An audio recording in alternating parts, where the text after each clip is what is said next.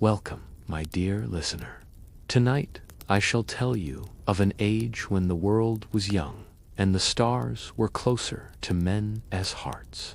I have walked through centuries uncounted, and I have witnessed the rise and fall of empires, the birth and death of gods. But among all the memories that linger in the corners of my ancient mind, none are quite so vivid as those of the beings who embodied pure terror, the gods who wielded cruelty as casually as mortals might wield a staff, and the monsters whose very existence defied the natural order. Tonight, I invite you to sit with me by this flickering candlelight, and I shall recall for you the most brutal and terrifying figures of Greek mythology. These are not gentle tales of heroes and glory. No, these are memories of blood and vengeance, of creatures born from chaos, and of divine beings whose wrath could shatter mountains and drown entire civilizations beneath waves of suffering.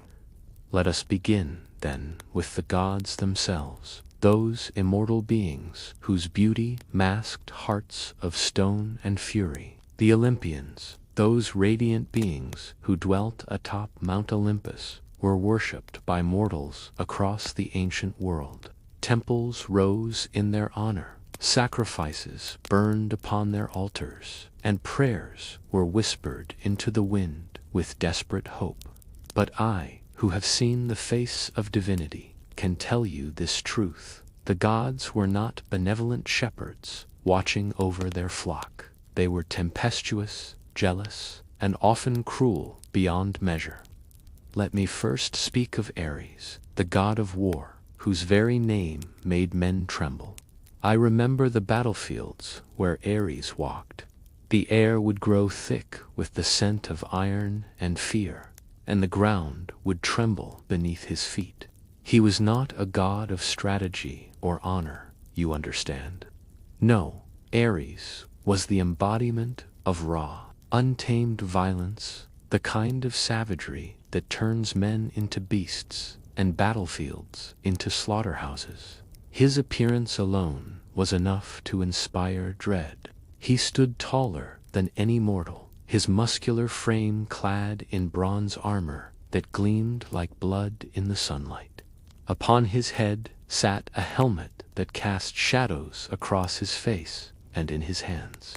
He carried weapons forged in the fires of divine Raja's spear that had tasted the blood of thousands, a sword that sang with the screams of the dying, and a shield emblazoned with images of carnage.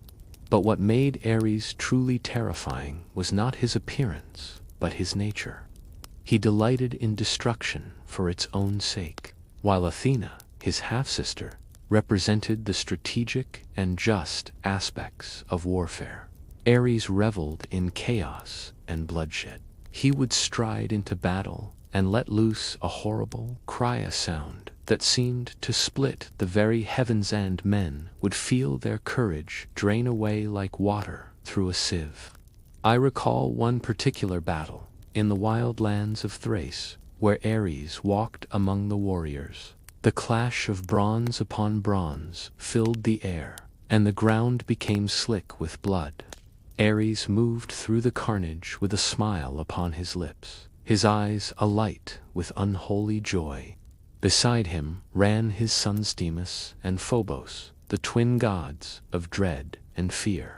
Where they passed, soldiers would freeze in terror, their minds gripped by visions of their own death. Demas would whisper into the ears of men, and they would see their loved ones perishing in agony. Phobos would breathe upon the necks of warriors, and panic would seize their hearts, sending them fleeing like rabbits before wolves. Together with their father, they transformed battles into nightmares, and when the fighting was done, the vultures and dogs would feast upon the remains.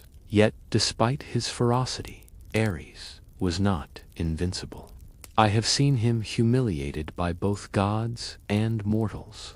Once, the craftsman god Hephaestus caught Ares in the arms of Aphrodite, his wife, and trapped them both in an unbreakable net of bronze, exposing them to the mockery of all Olympus. And in the great war at Troy, the mortal hero Diomedes, with Athena's blessing, wounded Ares with a spear thrust, and the god fled the battlefield, shrieking like a wounded beast. But such defeats did not diminish his capacity for brutality. Ares fathered many children, and they inherited his savage nature. There was Diomedes of Thrace, who kept man-eating horses that he fed with human flesh. There was the Amazonian queen, Penthesilea, who led her warrior women into battle with the ferocity of a storm. Violence flowed through Ares' bloodline like a river of fire, and wherever his children went, death followed in their wake. Now let me turn your attention to another god, one whose power was as vast as the ocean itself, Poseidon, the earth-shaker. Poseidon was the brother of Zeus and Hades, and together they had overthrown their father Cronus and divided the world among themselves. To Poseidon fell dominion over the seas, but his influence extended far beyond the waves. He was called the Earthshaker because he wielded the power to create earthquakes with a single strike of his trident, that magnificent three-pronged weapon forged by the Cyclopes in the depths of the world. I have stood upon shores where Poseidon's wrath descended, and I can tell you that there is no fury quite like that of the sea god when his pride has been wounded. The ocean would rise like a living thing, waves as tall as mountains crashing down upon coastal villages. The ground would split and shudder, swallowing homes and temples whole. And from the depths would emerge his servants, the sea monsters, the krakens, the serpents of the deep hall, answering his call to bring destruction upon those who had offended him. Poseidon's temperament was as changeable as the sea itself. One moment he might grant safe passage to sailors who honored him with proper sacrifice. The next he might unleash storms that would splinter ships like kindling and drag screaming men down into the cold, dark depths. His moods were impossible to predict, and this made him all the more terrifying. I recall the tale of Odysseus, that cunning hero who spent 10 long years trying to return home after the fall of Troy. His journey should have taken mere weeks, but Poseidon pursued him relentlessly across the wind-dark sea. The reason? Odysseus had blinded the Cyclops, Polyphemus, who happened to be Poseidon's son. The god's vengeance was terrible and unyielding. He raised storms that scattered Odysseus' fleet, drowned his men in whirlpools, and drove the hero from one perilous shore to another. Even when other gods sought to aid Odysseus, Poseidon would not relent, and his fury only grew stronger with each passing year. But Poseidon's cruelty extended beyond simple vengeance. He was known for his violent passions and the suffering they caused. When King Minos of Crete failed to sacrifice a beautiful white bull that Poseidon had sent, the god took his revenge in the most twisted way imaginable. He cursed Minos' wife, Pasiphae, causing her to develop an unnatural desire for the bull. From this cursed union was born the Minotaur, a monstrous creature with the body of a man and the head of a bulla, being that would terrorize Crete for generations. And then there was the matter of Medusa, yes, the famous Gorgon, whose gaze could turn men to stone. But before she became a monster, Medusa was a beautiful maiden, a priestess who served in the temple of Athena. Poseidon desired her, and when she rejected his advances, he forced himself upon her within the sacred walls of Athena's temple itself. The goddess, outraged by this desecration, punished not the god who had committed the violation, but the victim. She transformed Medusa into the hideous creature we remember today, her hair writhing with serpents, her beauty forever destroyed. Such was the nature of divine justice in those ancient days, capricious, cruel, and often falling most heavily upon those least deserving of punishment. If Ares was the embodiment of bloodshed and Poseidon the incarnation of nature's fury, then Hera was something perhaps even more frightening. She was jealousy given divine form, and her capacity for sustained, calculated vengeance knew no bounds. Hera was the wife and sister of Zeus, the king of the gods. She ruled as queen of Olympus, goddess of marriage and family. One might think such a role would make her a protector of domestic harmony, a gentle guardian of hearth and home. But you would be mistaken, my dear listener, for Hera's domain of marriage was forever poisoned by Zeus's countless infidelities, and her response to these betrayals was not grief or resignation, but an all-consuming wrath that she directed not at her unfaithful husband, but at his lovers and their innocent children.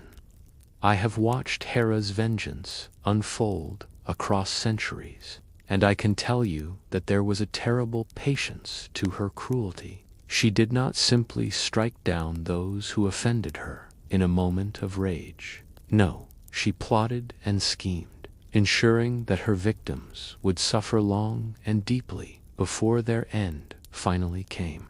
Consider the case of Heracles, the greatest of all Greek heroes. He was the son of Zeus and a mortal woman named Alcmene, and from the moment of his birth, Hera marked him for destruction. She sent 2 enormous serpents to strangle the infant in his cradle.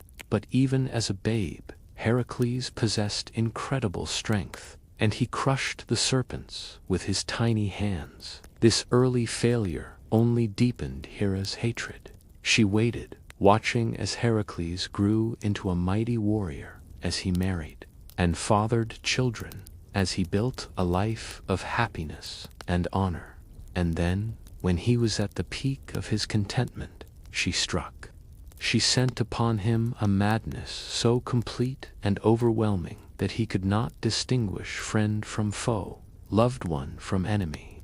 In his delirium, Heracles murdered his own wife and children, slaughtering them in a fit of divine-induced insanity. When the madness lifted and Heracles saw what he had done, his grief was absolute. The weight of his crime drove him to seek purification, and he was given the famous 12 labors tasks, so dangerous that they were meant to be impossible. Hera hoped these labors would finally kill him, but Heracles survived them all, though each one brought him closer to the edge of human endurance. This was Hera's preferred method of punishment, to let her victims live, but to ensure that their lives were filled with such suffering that death would have been a mercy. I remember another tale, that of Io, a beautiful priestess who caught Zeus's wandering eye to hide his affair from Hera. Zeus transformed Io into a white heifer, but Hera was not deceived. She asked Zeus to give her the heifer as a gift, and he could not refuse without revealing his deception. Hera then placed Io under the guard of Argus Panops, a giant with 100 eyes that never all slept at once. Poor Io was trapped in the body of a cow, unable to speak, unable to seek help, watched constantly by this all-seeing guardian. Even when Zeus sent Hermes to kill Argus and free Io, Hera's vengeance did not end. She sent a gadfly to torment the heifer, stinging her relentlessly, driving her to wander the world in agony. Io fled across continents, swimming seas, crossing deserts, always pursued by the maddening insect that gave her no rest. Her suffering lasted for years before she finally reached Egypt, where Zeus restored her human form and she found some measure of peace. But perhaps the most chilling example of Hera's cruelty was the fate of Lamia, a queen of Libya whom Zeus loved. When Hera discovered the affair, she slaughtered all of Lamia's children before the mother's eyes. The grief drove Lamia mad, and Hera's curse transformed her into a monstrous creature that was half woman, half serpent, condemned never to sleep, forever tormented by visions of her murdered children. In her madness and rage, Lamia became a night-stalking demon who would steal into homes and devour the children of others, trying to fill the void left by her own lost offspring. This was Hera's genius. For suffering, she did not simply kill. She broke her victims in body and spirit, turning them into cautionary tales that would be whispered around fires for generations. I have often wondered in my long existence whether Hera's cruelty stemmed from genuine rage at Zeus's betrayals, or whether, over the centuries, the vengeance itself became the pointer. Terrible habit, she could not break a role she could not abandon. Perhaps she had become so consumed by her own wrath that she no longer remembered what it felt like to be anything else. Chapter 3. The Silent King of the Dead. Not all the terrifying gods were loud in their brutality. Some wielded power through their very presence, through the weight of inevitability they carried. Such was Hades, lord of the Underworld, the third brother who ruled over the realm of the dead. I have walked the paths that lead to Hades' kingdom, those shadowy roads that all souls must eventually travel. The entrance to the Underworld was a cave, dark and forbidding, where the light of the sun never reached. The air there tasted of stone and ancient water, and a chill pervaded everything, seeping into the bones of any living thing foolish enough to venture too close. Hades himself was a grim figure, neither cruel nor kind, but simply inevitable.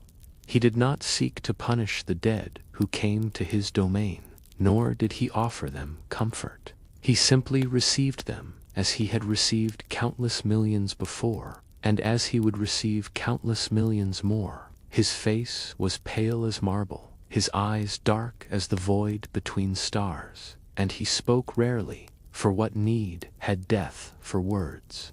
The mortals feared him more than almost any other god. For while Zeus might strike you down with a thunderbolt, and Poseidon might drown you in the sea, Hades was the destination that awaited you regardless. You could not appease him with sacrifices, could not bargain with him for more time. When your thread was cut by the fates, you went to Hades, and that was the end of it. His realm was vast beyond imagining. I have walked its paths, though I am not bound by death as mortals are. The Underworld was divided into many regions, each serving a different purpose. There was the Asphodel Meadows, where the ordinary dead wandered in a gray half-existence, neither punished nor rewarded, simply continuing in a pale shadow of life. There were the Elysian Fields, where the blessed and the heroic could dwell in peace and pleasure. And then, deep below everything else, there was Tartarus. Ah, Tartarus! Even now, after all these centuries, the memory of that place makes me pause. It was a prison, yes, but it was more than that. It was a place of eternal punishment, where the most wicked beings in creation were sent to suffer without hope of reprieve. I remember descending into those depths, past the rivers of the Underworld, the Styx, the river of hatred, the Acheron, the river of woe, the Phlegethon, the river of fire, the Cocytus, the river of lamentation, and the Lethe, the river of forgetfulness. Each crossing brought me deeper into the realm of ultimate suffering. In Tartarus, I witnessed punishments that were perfectly crafted to match the sins of those who endured them. There was Sisyphus, the cunning king, who had cheated death itself, condemned to push an enormous boulder up a steep hill for all eternity. Each time he neared the summit, The boulder would slip from his grasp and roll back down, and he would have to begin again. The futility of his task was absolute, the torment never-ending. There was Tantalus, who had served his own son as a meal to the gods to test their omniscience. He stood in a pool of water beneath a fruit tree, but whenever he bent to drink, the water would recede, and whenever he reached for the fruit, the branches would lift beyond his grasp. He suffered eternal hunger and thirst, tantalized by relief that remained forever just out of reach. There was Ixion, who had tried to seduce Hera herself. Zeus had bound him to a burning wheel that spun through the void of Tartarus for all eternity, his body forever ablaze, his screams echoing through the darkness. And there were the Titans, those ancient gods who had ruled before the Olympians. After their defeat in the great war called the Titanomachy, Zeus had cast them down into Tartarus, imprisoning them behind gates of bronze guarded by the Hecatoncheires, the 100-handed giants. These former rulers of the cosmos were left to languish in darkness, their power stripped away, their glory forgotten by all but a few. The entrance to the underworld itself was guarded by Cerberus, Hades' faithful hound. I shall speak more of this creature later, but know for now that he was a fitting guardian for such a realm, monstrous, unyielding, and utterly loyal to his master. Hades rarely left his kingdom. Unlike his brothers, he did not meddle in the affairs of mortals or engage in petty squabbles with other gods. He simply ruled over death with quiet, inexorable authority. When he did emerge into the world above, it was always for a purpose, never for pleasure. I recall the tale of Persephone, the daughter of Demeter, goddess of the harvest. Hades saw her gathering flowers in a meadow and was struck by her beauty. Being who he was, he did not court her or seek her father's permission. He simply opened the earth beneath her feet and dragged her down into his kingdom, making her his queen. Demeter's grief at the loss of her daughter was so great that she withdrew her blessing from the earth. Crops withered, trees bore no fruit, and humanity faced starvation. The other gods begged Hades to return Persephone, and eventually a compromise was reached. Because Persephone had eaten 6 pomegranate seeds while in the underworld, she was bound to return there for 6 months of every year.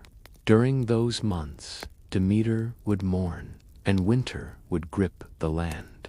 But when Persephone returned to the surface, spring would bloom again. This was the nature of Hades' power, not flashy or violent, but fundamental and inescapable. He did not need to threaten or rage. He simply existed, and that existence shaped the cosmos itself.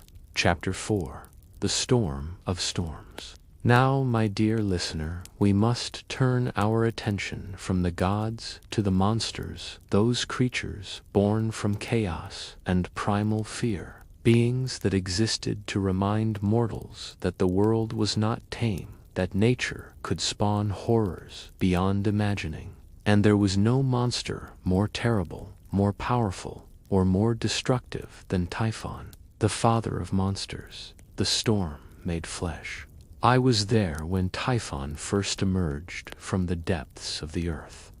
The sky darkened, and the ground trembled, as if the world itself were afraid. This was no ordinary earthquake, no simple storm. This was the birth of something that should never have existed. A being so vast and terrible that even the gods themselves felt fear grip their immortal hearts.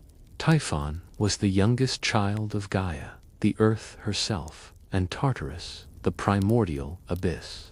He was born from Gaia as fury after Zeus had defeated and imprisoned her other children, the Titans and the giants. She sought to create a champion who could overthrow the Olympians and restore her offspring to power. What she birthed was something far more terrible than she intended. Let me describe Typhon to you, though words struggle to capture the full horror of his form. He was immense beyond measure. His head brushed against the stars themselves, and when he spread his arms, they reached from the eastern horizon to the western. But it was not merely his size that inspired terror. From his shoulders sprouted not to arms, but a writhing mass of serpent heads, each one snapping and hissing with its own malevolent intelligence. His hands were not hands at all, but dragon heads with fangs dripping venom. His lower body was a coiled mass of vipers, each as thick as a tree trunk, each capable of crushing stone to powder. His heads, he had 100 of them, according to some accounts, though I believe the number varied depending on which unfortunate soul was counting, were the most terrifying aspect of all. Each head could speak in a different voice. Some spoke in the language of gods, others in the tongues of beasts. Some roared like lions, others bellowed like bulls, still others screamed like eagles, and some produced sounds that had no earthly origin: the shriek of winds tearing through mountain passes, the rumble of volcanoes erupting, the grinding of tectonic plates beneath the earth. Fire shot from his eyes, and his breath was poison. Where he walked, the earth scorched and cracked. When he spoke, his voices could be heard across continents. He was a walking apocalypse, a storm given terrible form and malicious purpose.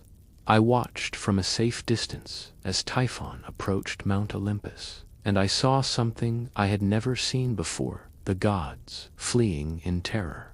These immortal beings, who had defeated the Titans and claimed dominion over all creation, turned and ran at the sight of Typhon.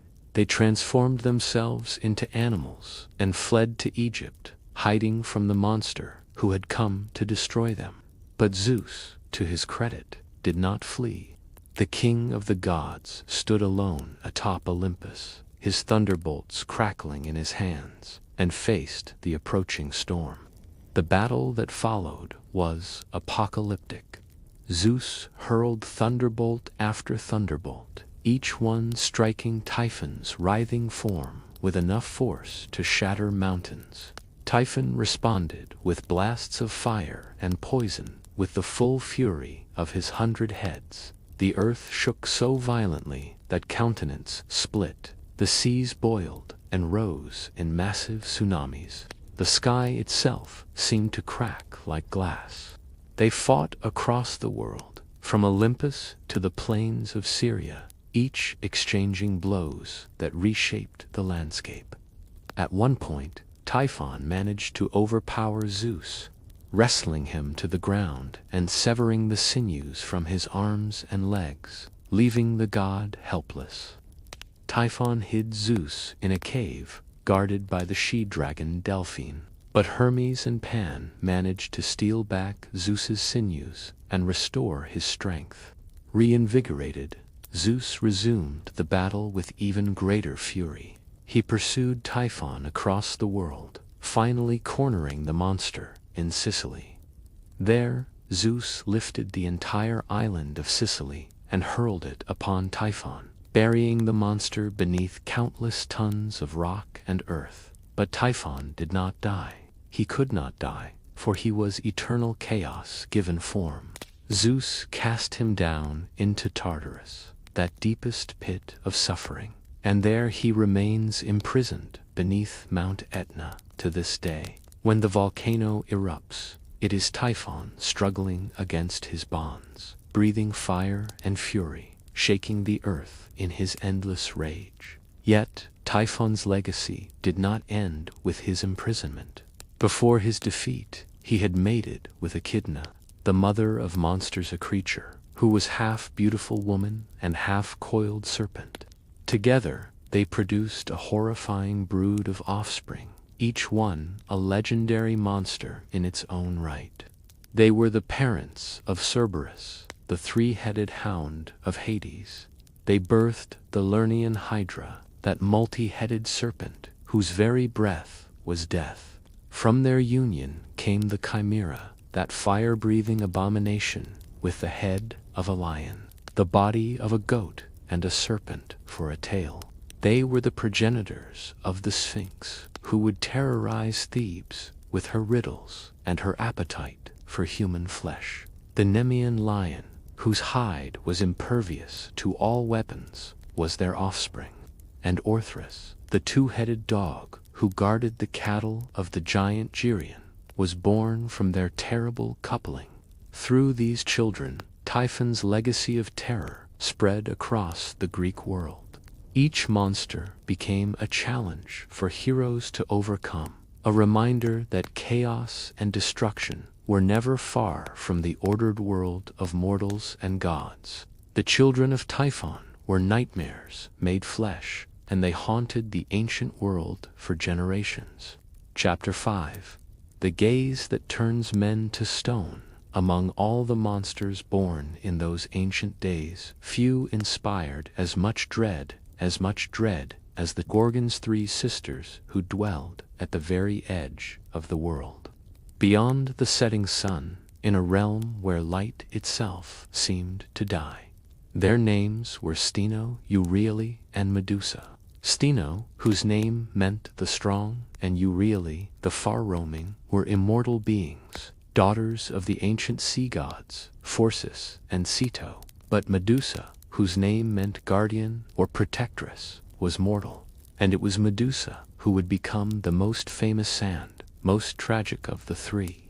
I have heard many versions of Medusa's tale over the centuries, my dear listener, and I shall tell you what I know to be true, though truth in mythology is often a shifting thing, like sunlight on water. In the earliest tellings, Medusa was always a monster, born terrible and fierce, with serpents for hair and a face so hideous that to look upon it meant instant death.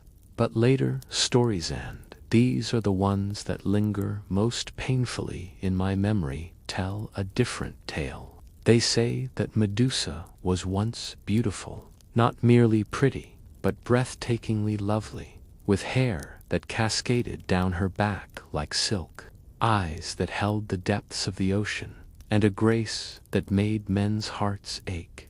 She was a priestess in the temple of Athena, devoted to the goddess of wisdom, sworn to chastity and service. But Poseidon, that tempestuous god of the seas, saw her and desired her, and being a god, he took what he wanted. In the temple of Athena itself, upon the sacred floor, where prayers were offered and vows were made, Poseidon violated Medusa, defiling both the maiden and the sanctuary. When Athena discovered this desecration, her fury was absolute.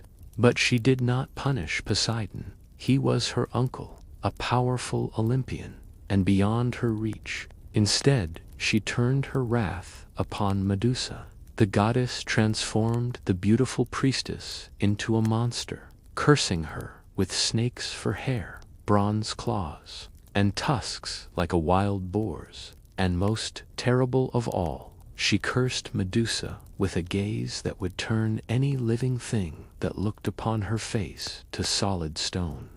Can you imagine, my dear listener, the cruelty of such a punishment? Medusa, the victim of a god's violence, was punished for being violated. She was transformed into a creature so hideous that she could never again look upon another living being without killing them. She was condemned to isolation, to loneliness, to becoming the very thing that people feared most. Medusa fled to the far edges of the world, to a desolate place where few dared venture. There she dwelt with her immortal sisters, surrounded by the stone statues of those foolish enough to seek her, out warriors who came hoping to slay her, and claim glory lovers who remembered her beauty and hoped to see it once more, curious souls who wanted merely to look upon the infamous Gorgon. All of them, met the same fate. One glimpse of Medusa's face, and their bodies would stiffen, their flesh transforming into cold stone, their final expressions frozen forever in masks of horror. The statues filled the approaches to the Gorgon's lair like a forest of the damned. I have walked among them, and I can tell you that each face tells a story of ambition, of pride, of foolishness, of desperate courage. Some were young men barely old enough to grow beards, others were grizzled veterans of 100 battles. All had thought themselves capable of facing the Gorgon and surviving. All had been wrong, but then came Perseus, that clever hero, son of Zeus and the mortal princess Dano. He had been sent on what was meant to be a suicide mission by King Polydex, who desired Perseus' mother and wanted the young man out of the way. The king demanded that Perseus bring him the head of Medusa, expecting that the hero would die in the attempt. But Perseus was blessed by the gods. Athena herself, perhaps feeling some twinge of guilt for the curse she had placed upon Medusa, provided aid. She gave Perseus a polished bronze shield, mirror bright, which could reflect Medusa's image without transmitting her deadly curse. Hermes provided winged sandals so that Perseus could fly, and a sword sharp enough to cut through anything. From Hades, Perseus received a helm of invisibility. Armed with these divine gifts, Perseus sought out the Gorgons. He waited until Medusa slept, her serpent hair writhing even in slumber, her face turned away from the sun she could no longer bear to see. Using the polished shield as a mirror, Perseus approached her, watching her reflection rather than looking at her directly. Even in sleep, even through the reflection, Medusa's face must have been terrible to behold. The snakes hissed and coiled, sensing the intruder's presence, but Perseus was swift and sure. With one clean stroke of his divine blade, he severed Medusa's head from her shoulders, and from her bleeding neck sprang to beings the winged horse Pegasus and the warrior Chrysaor. Both children she had conceived during Poseidon's assault, now finally released by her death. Perseus placed Medusa's head in a special bag, for, even in death, her gaze retained its terrible power.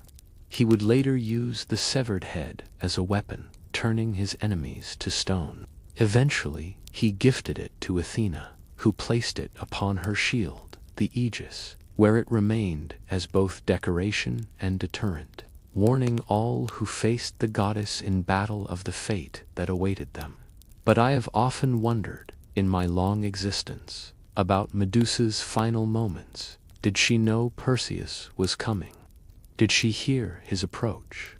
In that final instant before the blade fell, did she feel relief that her suffering would finally end? Or did she feel only rage that even in death she would be used as a tool by those who had wronged her? The tale of Medusa is a tragedy wrapped in horror, a reminder that sometimes the monsters we fear most were once victims themselves, transformed by the cruelty of those with power into things that inspire dread. Chapter 6. The Hound of Hades. No guardian in all of Greek mythology was as formidable or as famous as Cerberus, the monstrous hound who stood watch at the gates of the Underworld. I have seen him with my own eyes, my dear listener, and I can assure you that no description, however vivid, can truly capture the primal fear that his presence inspires. Cerberus was the offspring of Typhon and Echidna, born from that union of chaos and monstrosity. He inherited the worst aspects of both his parents, the savage intelligence of his mother and the sheer, overwhelming power of his father. The most common accounts describe Cerberus as having 3 heads, each one massive and powerful, with jaws capable of crushing bronze armor as easily as a mortal might crack a nut. His teeth were like knives, yellowed and stained with the essence of the countless souls that had passed him by. His eyes glowed with an inner fire, red as coals, and they seemed to see not just your body, but your very soul, weighing your worth and finding it wanting. But his heads were not his only monstrous feature. His tail was a serpent, thick as a man's arm, with fangs that dripped venom capable of killing any living thing. Along his back ran a mane not of fur, but of writhing snakes, each one hissing and snapping independently, creating a constant chorus of threat. Some accounts even claimed he had 50 heads, though I believe 3 was frightening enough. The sound of Cerberus was terrifying in itself. His barking was like the roar of thunder trapped in a cave, echoing and recoing until it seemed to shake the very stones of the underworld. When all 3 heads barked together, the noise was deafening, a physical force that could stop a soul in its tracks. But Cerberus' most frightening aspect was not his appearance or his voice, but his purpose and the way he fulfilled it. He was tasked with guarding the entrance to Hades' realm, ensuring that the living did not enter and, more importantly, that the dead did not escape. He was the ultimate jailer, and he performed his duty with perfect, terrifying efficiency. When the dead approached, Cerberus would wag his tail and lower his heads, almost gentle, allowing them to pass into the realm of Hades. He understood that these souls belonged there, that death was inevitable and right. But if any soul tried to turn back, tried to flee from the underworld and return to the land of the living, Cerberus would attack with savage fury, tearing the unfortunate spirit to pieces with his 3 sets of jaws. And if a living person dared to approach the gates of the underworld, Cerberus showed no mercy. He would fall upon them like a force of nature, all 3 heads working in terrible coordination. One would distract, another would strike, the third would drag the victim down. The serpent tail would lash out, delivering poison that brought agonizing death. The snake mane would strike from all angles, making defense impossible. Very few ever managed to get past Cerberus. I know of only a handful who succeeded, and each case is worth remembering. There was Orpheus, that tragic poet whose music could charm even stones to tears.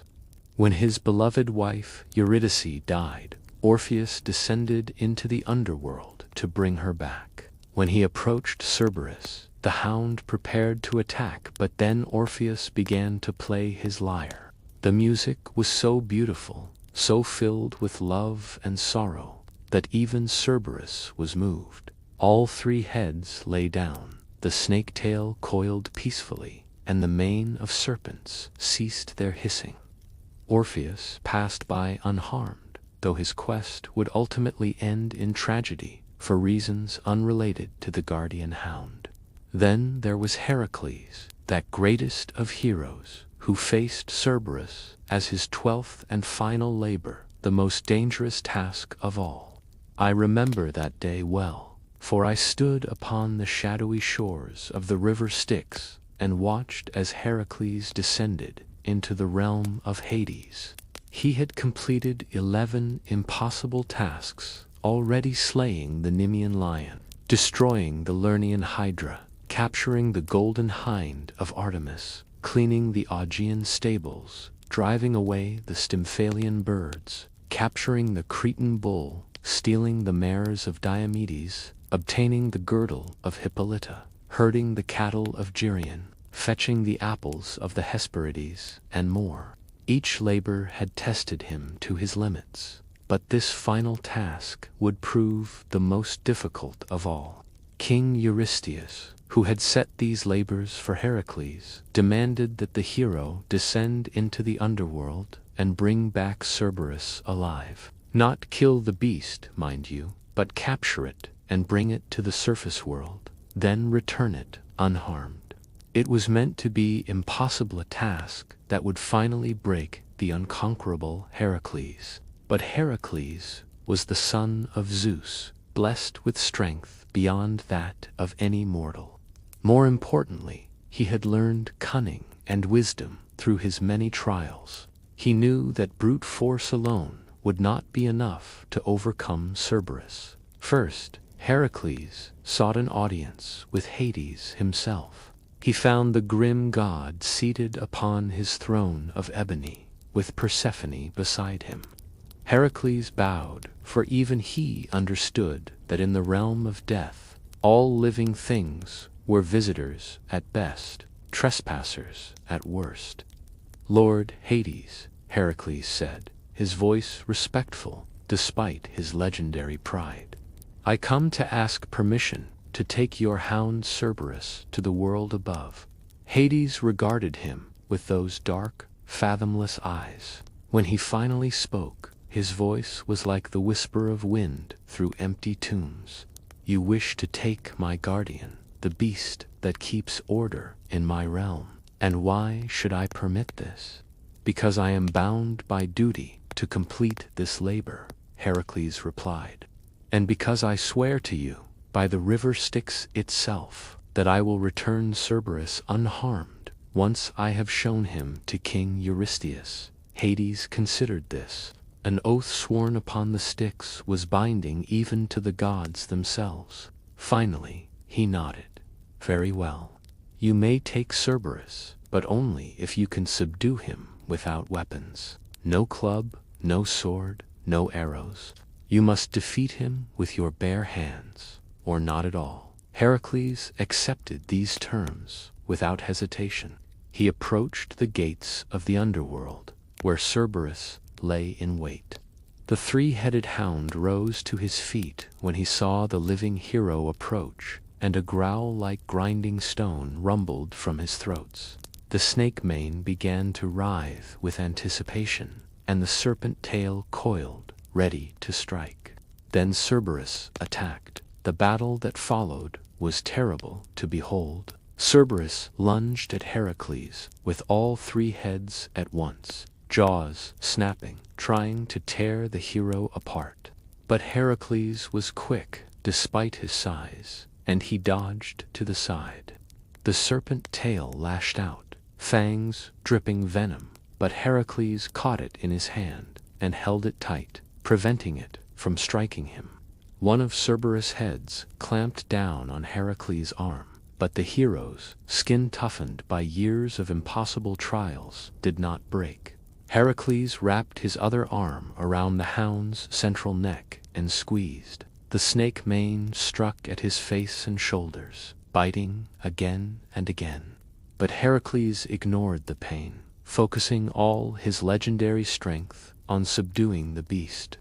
They struggled there at the gates of the Underworld, hero and monster, both refusing to yield. Cerberus thrashed and bit, twisted and clawed, but slowly, inexorably, Heracles' grip tightened. The hound's struggles grew weaker, his growls became whimpers. And finally, with a last shudder, Cerberus submitted to the greater strength. Heracles had won. He draped the massive hound across his shoulders, no easy feat. For Cerberus was the size of several horses and began the long climb back to the world of the living. As they ascended, the sunlight grew brighter, and Cerberus, who had never seen the sun in all his long existence, whimpered and tried to hide his heads. When Heracles finally emerged from the cave that led to the Underworld, dragging Cerberus into the daylight, the effect on the hound was immediate and terrible. The sunlight burned his eyes, accustomed only to the eternal gloom of Hades. He howled in pain and fear, and from his mouths dripped foam that, where it touched the ground, gave birth to the poisonous plant called aconite, or wolfsbane. Heracles brought Cerberus before King Eurystheus, who took one look at the three-headed horror and fled in terror, hiding in a bronze jar and begging Heracles to take the monster away. The labor was complete. True to his word, Heracles returned Cerberus to the Underworld, where the faithful hound resumed his eternal vigil at the gates of death. And there he remains to this day, waiting patiently for the souls of the dead, and watching with burning eyes for any who might try to leave. Chapter 7. Let us now turn our attention to a different kind of prison, one built not by gods, but by mortal hands, yet no less inescapable. I speak of the Labyrinth of Crete and the monster that dwelt within its twisting passages, the Minotaur. Even now, centuries upon centuries after his death, the name still carries weight, still inspires a primal fear in those who hear it. But to understand the Minotaur, we must first understand how he came to be, for his birth was a punishment, a curse born from broken promises and divine wrath. It began with King Minos of Crete, a powerful ruler who sought to prove his divine right to the throne. He prayed to Poseidon to send him a Scylla magnificent bull that Minos promised to sacrifice in the god's honor. Poseidon obliged, sending from the sea a white bull of such beauty and perfection that it took Minos' breath away. But when the time came to sacrifice the bull, Minos found he could not do it. The creature was too beautiful, too perfect. Surely, he reasoned, Poseidon would not mind if he sacrificed a different bull instead. Surely, the god would understand. But gods do not understand such mortal reasoning, and they do not forgive broken promises. Poseidon's rage was terrible, but his revenge was calculated and cruel. He did not strike Minos down, did not sink Crete beneath the waves. Instead, he cursed Minos' wife, Queen Pasiphae, inflicting upon her an unnatural and overwhelming desire for the white bull. Driven mad by this divine curse, Pasiphae sought help from Daedalus, the greatest inventor and craftsman in all of Greece. She begged him to help her satisfy her terrible craving. Daedalus, perhaps unwisely, agreed. He constructed a hollow wooden cow, realistic enough to fool the bull, and Pasiphae climbed inside. The result of this cursed union was the Minotaur, a creature with the body of a man but the head, and some say the appetite, of a bull. When Pasiphae gave birth to this abomination, Minos was horrified and ashamed. He could not kill the creature it was, after all, his wife's child, but neither could he allow it to roam free. Once again, he turned to Daedalus, commissioning the inventor to create a prison from which no one could escape. And so Daedalus built the labyrinth, a vast underground maze of corridors that doubled back on themselves, of passages that led nowhere, of chambers that looked identical, making it impossible for anyone who entered to find their way out. At the center of this maze, Minos placed the Minotaur, whose name meant Bull of Minos. There the creature lived, trapped in the darkness, unable to escape, but also unable to die. And because the Minotaur required food, and because Minos desired to punish Athens for the death of his son Androgeus, the king demanded a terrible tribute. Every 9 years or every year, depending on which account you believe, Athens was forced to send 7 young men and 7 young women to Crete. These 14 youths would be sent into the labyrinth, where they would wander lost and terrified through the twisting passages until, inevitably, they encountered the Minotaur. I have stood at the entrance to that labyrinth, my dear listener, and I have heard the echoes that came from within, the screams of the lost, the bellowing of the Minotaur, the sound of running feet, desperately trying to escape. It was a place of pure terror, made all the more frightening, because death there was not swift. The victims would wander for hours, perhaps days, growing increasingly desperate and afraid. They would hear the Minotaur's heavy footsteps somewhere in the darkness, the scrape of his hooves on stone, his snorting breath echoing through the corridors. They would run, but the labyrinth ensured that they only ran deeper into its heart, closer to their doom. When the Minotaur finally found them manned, he always found them. The end was brutal and swift. Some accounts say he devoured his victims raw, tearing them apart with teeth designed for rending flesh. Others claim he would gore them with his horns, leaving their bodies to rot in the darkness. Either way, the 14 young people sent into the labyrinth never emerged. This terrible cycle continued for years, with Athens unable to refuse Crete's demand for tribute. The city would hold a lottery, and the names drawn were essentially death sentences. Families would weep and wail, knowing their children would never return. But then came Theseus, Prince of Athens, son of King Aegisor, perhaps son of Poseidon himself. For, like many heroes, his parentage was complicated.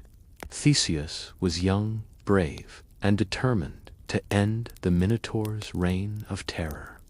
When the time came to select the tribute, Theseus volunteered himself, vowing that he would slay the Minotaur or die in the attempt.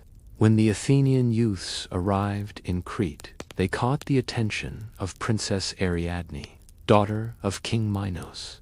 She fell in love with Theseus at first sight, and she could not bear the thought of him dying in the labyrinth. She went to Daedalus, the very man who had designed the maze, and begged for his help. Daedalus gave her a simple gift-ball of thread, along with instructions. Ariadne brought the thread to Theseus in secret, along with a sword. She told him to tie one end of the thread to the entrance of the labyrinth and unwind it as he walked, so that even in the impossible maze he would be able to follow the thread back to freedom.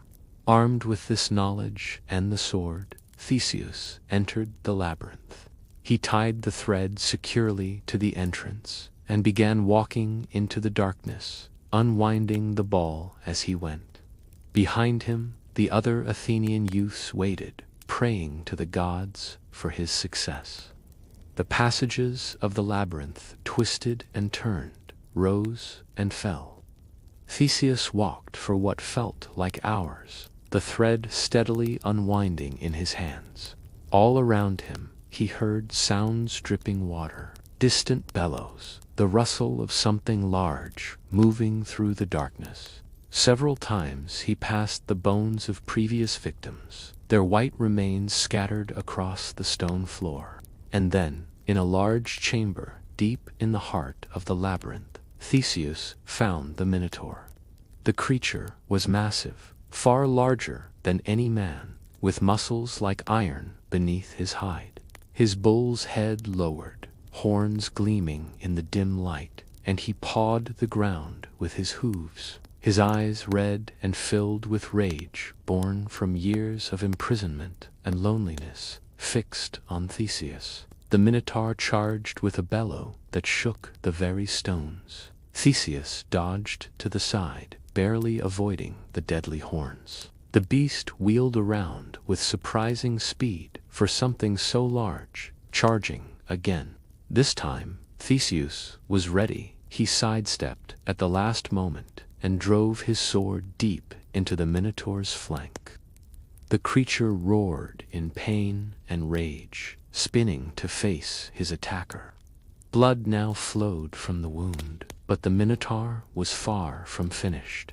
He charged again, and each time Theseus dodged and struck, opening new wounds, wearing the beast down.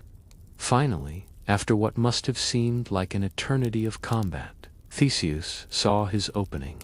As the Minotaur charged once more, weakened by blood loss and exhaustion, Theseus did not dodge aside. Instead, he rushed forward, ducking beneath the creature's horns, and drove his sword up through the Minotaur's chest and into his heart. The beast's eyes widened in shock and, perhaps, relief. He staggered, crashed to his knees, and finally collapsed, the life draining from his body. The Minotaur was dead, his long torment finally ended. Theseus gathered up the thread and followed it back through the winding passages, emerging from the labyrinth to the amazement and joy of his fellow Athenians. He had succeeded where hundreds before him had failed. The tribute would end, and Athens would be free from Crete's cruel demand. But as I think back on this tale, I find myself wondering about the Minotaur himself. He was a monster, yes, born from a curse, feared and hated by all. But he was also a victima creature that never asked to be born, that never chose his nature, that spent his entire existence trapped in darkness, alone and angry and afraid. When Theseus' blade finally found his heart, was it death that the Minotaur found, or was it release? Chapter 8. The Serpent That Would Not Die. Of all the monsters I have witnessed in my long existence, few were as terrifying in their persistence as the Lernaean Hydra. This was a creature that embodied a particular kind of nightmare, the enemy that grows stronger the more you fight it, the problem that multiplies with every attempted solution. The Hydra made its lair in the swamps of Lerna, in the region of Argolis. The place itself was cursed, for it was said to be one of the entrances to the Underworld, where the boundary between life and death grew thin. The waters there were dark and still, choked with reeds and strange plants that grew nowhere else. The air hung heavy with mist and the smell of decay. It was a perfect home for such a monster. Like so many terrors, the Hydra was a child of Typhon and Echidna, born from that union of chaos and corruption. It resembled an enormous serpent, though its exact form seemed to vary depending on who witnessed it. Some said it was as large as a house, others claimed it was even bigger, but all agreed on its most distinctive and terrifying feature. It had multiple heads. The number of heads varied in the telling. Some accounts claimed 5, others 9, still others as many as 100. But I can tell you what I saw, and the Hydra, I remember, had 9 heads rising from a single serpentine body, each head on a long, flexible neck that could strike from any angle. Each head was a horror unto itself, with jaws filled with fangs, like daggers, and eyes that gleamed with malevolent intelligence. The creature's breath was poisonous. Single inhalation could kill a man where he stood.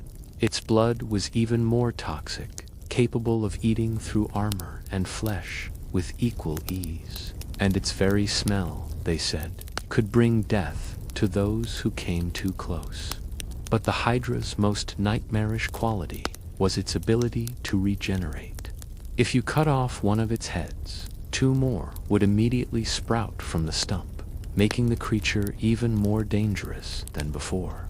It was the ultimate, self-defeating battle. Every wound you inflicted only made your enemy stronger. For years, the Hydra terrorized the countryside around Lerna. It would emerge from its swamp to prey upon travelers, livestock, and anyone foolish enough to venture too close to its domain. The local people lived in constant fear, and many villages were abandoned as families fled to safer regions.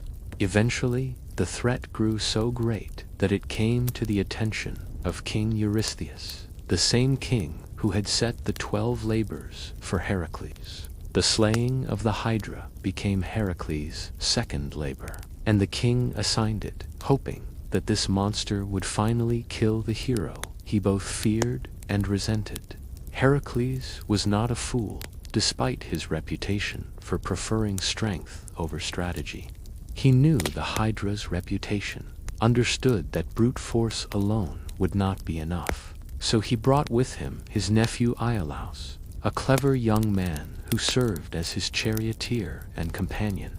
Together, they traveled to the swamps of Lerna. The approach itself was treacherous, the ground was soft and uncertain, liable to give way beneath their feet and drag them down into the dark water. The air was thick and hard to breathe, laden with the Hydra's poisonous exhalations, and all around them they saw the remains of previous victims' bones, picked clean, corroded armor, weapons that had proven useless against the beast. Heracles forced the Hydra from its lair by shooting flaming arrows into the entrance of its den.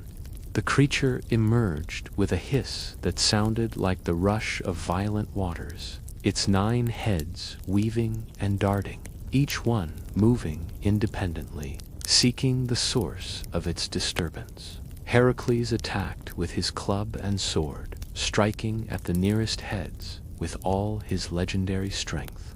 His blows were mighty enough to crush stone, and when he severed the first head, it fell to the ground, still snapping its jaws even in death.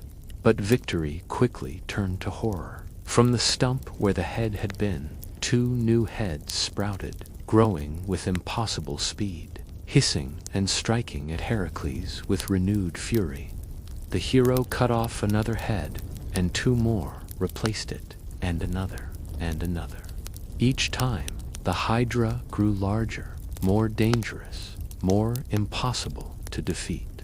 Heracles realized, with growing dread, that he was losing. The Hydra now had more heads than when they began, and he was growing tired from the constant battle. Worse yet, a giant crab, some accounts say it was sent by Hera, who still nursed her hatred for Zeus's bastard Sunny, emerged from the swamp and began attacking Heracles' feet, trying to distract him and give the Hydra an opening. It was Iolaus who saw the solution. As Heracles cut off another head, Iolaus rushed forward with a burning torch and pressed it against the stump, cauterizing the wound before new heads could grow. The flesh sizzled and blackened, and no new heads appeared. They had found the answer. Heracles would cut, and Iolaus would burn. They worked together in this fashion, systematically removing each of the Hydra's heads and searing the stumps. The battle was long and exhausting, and more than once Heracles came close to being overwhelmed by the remaining heads while Iolaus worked. Finally, only 1 head remained, the central head, which some accounts said was immortal, unable to be killed by any mortal means. Heracles cut off this final head and, rather than try to burn it, buried it beneath an enormous boulder, trapping it where it could do no harm. The Hydra's body thrashed for a few moments more, then finally lay still. The monster was defeated. Heracles cut open its belly and dipped his arrows in the creature's toxic blood, creating weapons of such deadly potency that even the smallest scratch would bring death. These poisoned arrows would serve him well in future labors, though they would also ultimately play a role in his own tragic end.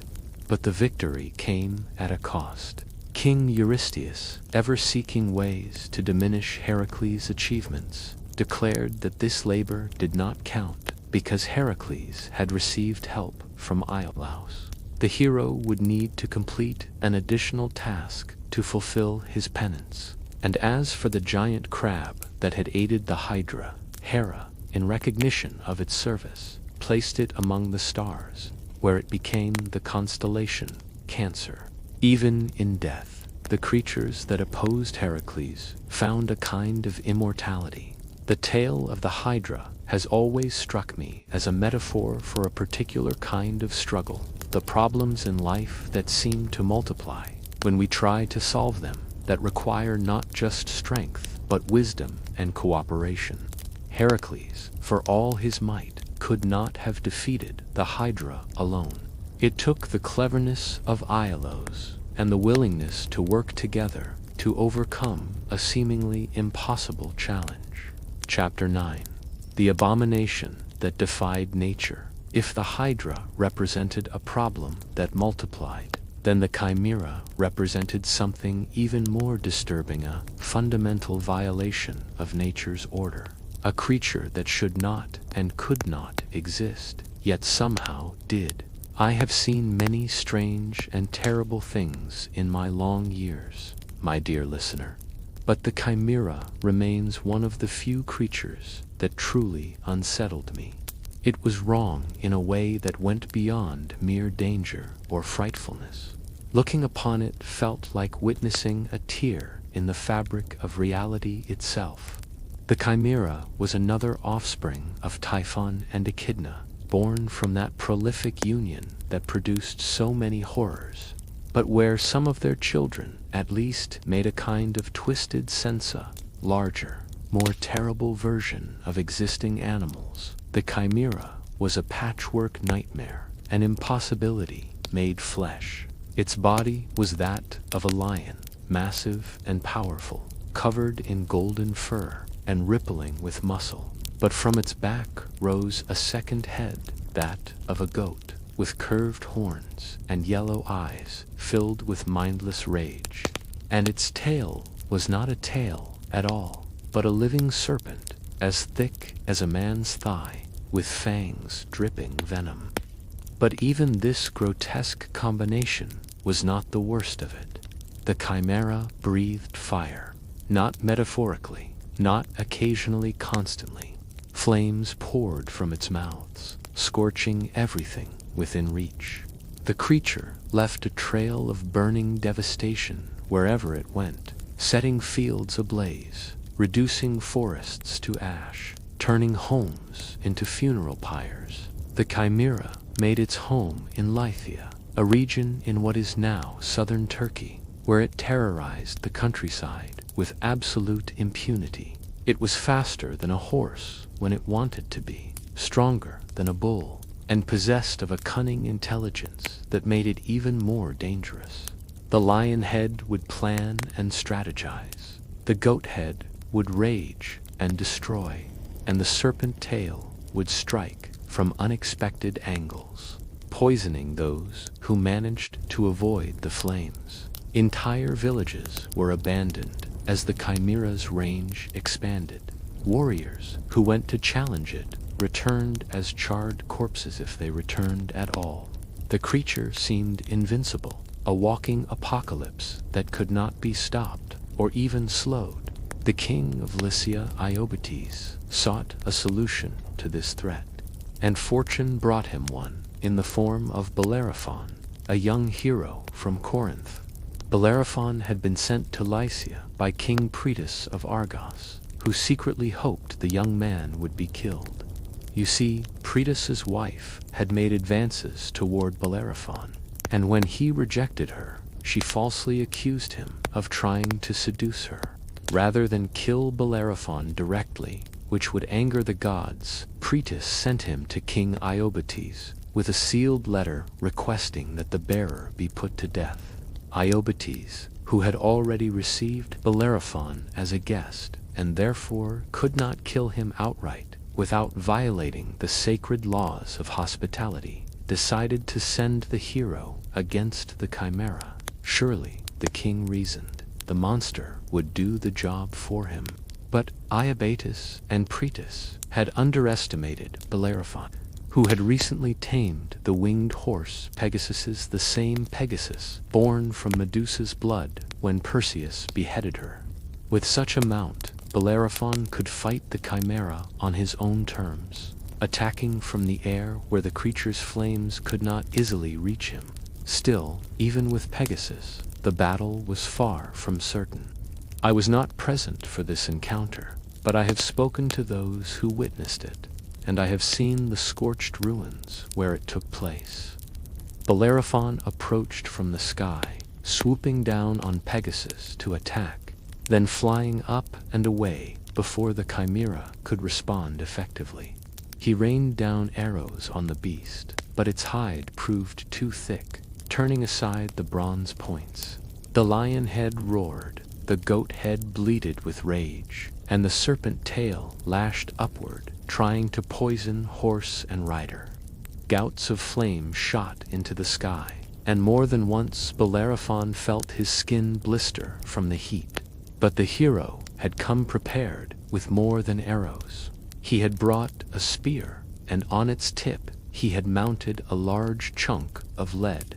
As Pegasus swept past the chimera, Bellerophon thrust this spear directly into the creature's lion mouth, lodging the lead deep in its throat. The chimera's own flames became its doom. The intense heat from its fire-breathing melted the lead, which ran down the creature's throat like molten metal. The lead burned through its internal organs, searing the beast from within. The chimera thrashed and screamed, all three of its heads crying out in agony, but there was nothing it could do. The molten lead continued its work, destroying the monster from the inside. Finally, after what must have seemed like an eternity of suffering, the chimera collapsed. Its flames sputtered and died. Its three heads slumped to the ground, and its serpent tail gave one final, feeble writhe before falling still. The abomination that had terrorized Lycia for so long was dead. The land where the chimera fell remained scarred for generations. They say a blackened, barren place where nothing would grow, as if the earth itself remembered the unnatural creature that had died there. Bellerophon returned victorious, and King Iobates, impressed by this feat and the other trials he set for the hero, finally read the letter from Priestess and realized that the gods clearly favored this young man.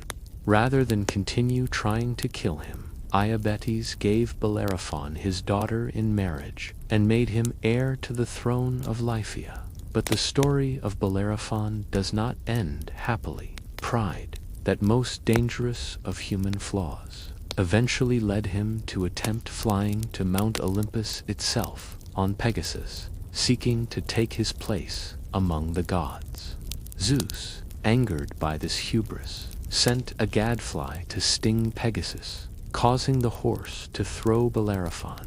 The hero fell back to earth, and though he survived, he was crippled and broken, spending his remaining years as a lonely, bitter wanderer.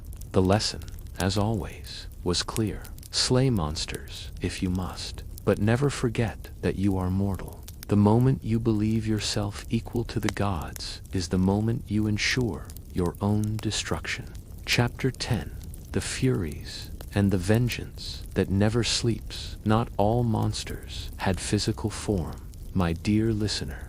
Some were more terrible precisely because they could not be fought with swords or avoided by fleeing. I speak now of the Erinyes, better known as the Furious Three, ancient goddesses who personified vengeance itself. The Furies were old, far older than the Olympian gods.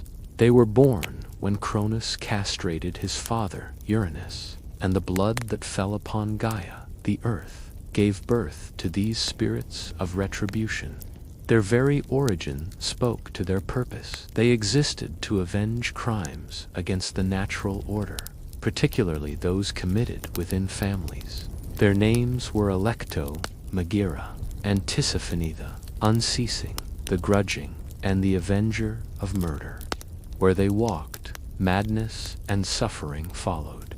I have seen the Furies at work, and I can tell you that physical descriptions hardly capture their true horror. Yes, they appeared as women with wings like bats, with eyes that wept blood, with serpents writhing in their hair instead of locks.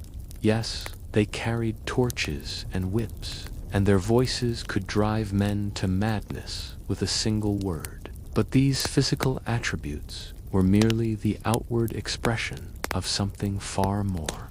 Terrifying, they were the manifestation of guilt itself, of conscience gone rabid, of punishment that could never be escaped or appeased. When someone committed murder, especially the murder of a family member, the Furies would take notice. They would begin their pursuit, relentless and inevitable as death itself. They did not simply punish their victims, they destroyed them, systematically dismantling their sanity until nothing remained but a gibbering wreck that begged for death as a mercy. The most famous case of the Furies' vengeance was the tragedy of Orestes, son of Agamemnon. The story is complicated, as such family matters often are, but I shall tell it as I remember it. Agamemnon, king of Mycenae, had offended the goddess Artemis, who demanded the sacrifice of his daughter Iphigenia before she would allow the Greek fleet to sail to Troy. Agamemnon agreed, but his wife Clytemnestra never forgave him for killing their child.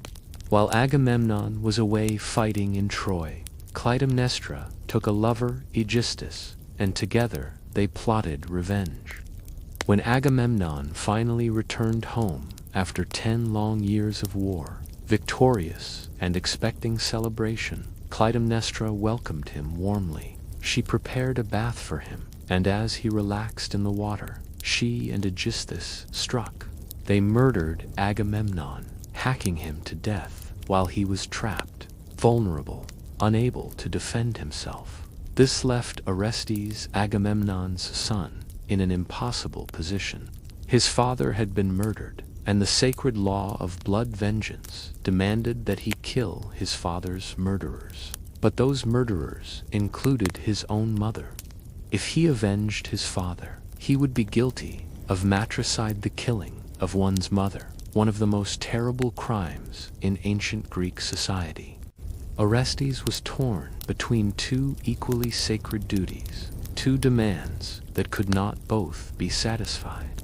Finally, urged on by his sister Electra and the god Apollo himself, Orestes made his choice. He killed both Clytemnestra and Aegisthus, avenging his father's murder. But the moment Clytemnestra's blood touched the ground, Orestes' doom was sealed. The Furies appeared, drawn by the scent of matricide like sharks to blood in water. They descended upon Orestes with terrible purpose, and his punishment began. From that moment on, Orestes could not rest. Wherever he went, the Furies followed, visible only to him. They whispered in his ears, describing in vivid detail the torments that awaited him. They showed him visions of his mother's ghost, accusatory and horrified. They allowed him no sleep, no peace, no moment of respite. His sanity began to crack under the constant assault. Orestes fled from city to city, but the Furies were always there, patient and unyielding. He sought purification from Apollo, who had urged him to commit the deed, but even the gods' intervention could not drive the Furies away. They were beyond divine command, for they served a law older than the Olympians themselves. Finally, Orestes traveled to Athens and appealed to Athena for mercy. The goddess, moved by his suffering and understanding the impossible position he had been placed in, did something unprecedented. She established a trial. A jury of Athenian citizens would hear the case and decide whether Orestes' crime warranted the Furies' punishment. The trial was momentous, the first murder trial in human history. The Furies presented their case. Orestes had killed his mother, and no mitigating circumstances could excuse such a crime. Blood demanded blood, and the natural order required punishment. Apollo spoke in Orestes' defense, arguing that the youth had been commanded by a god, that he had been avenging his father's murder, that he had been trapped in an impossible situation. The jury listened to both sides, and when they voted, the result was a tie.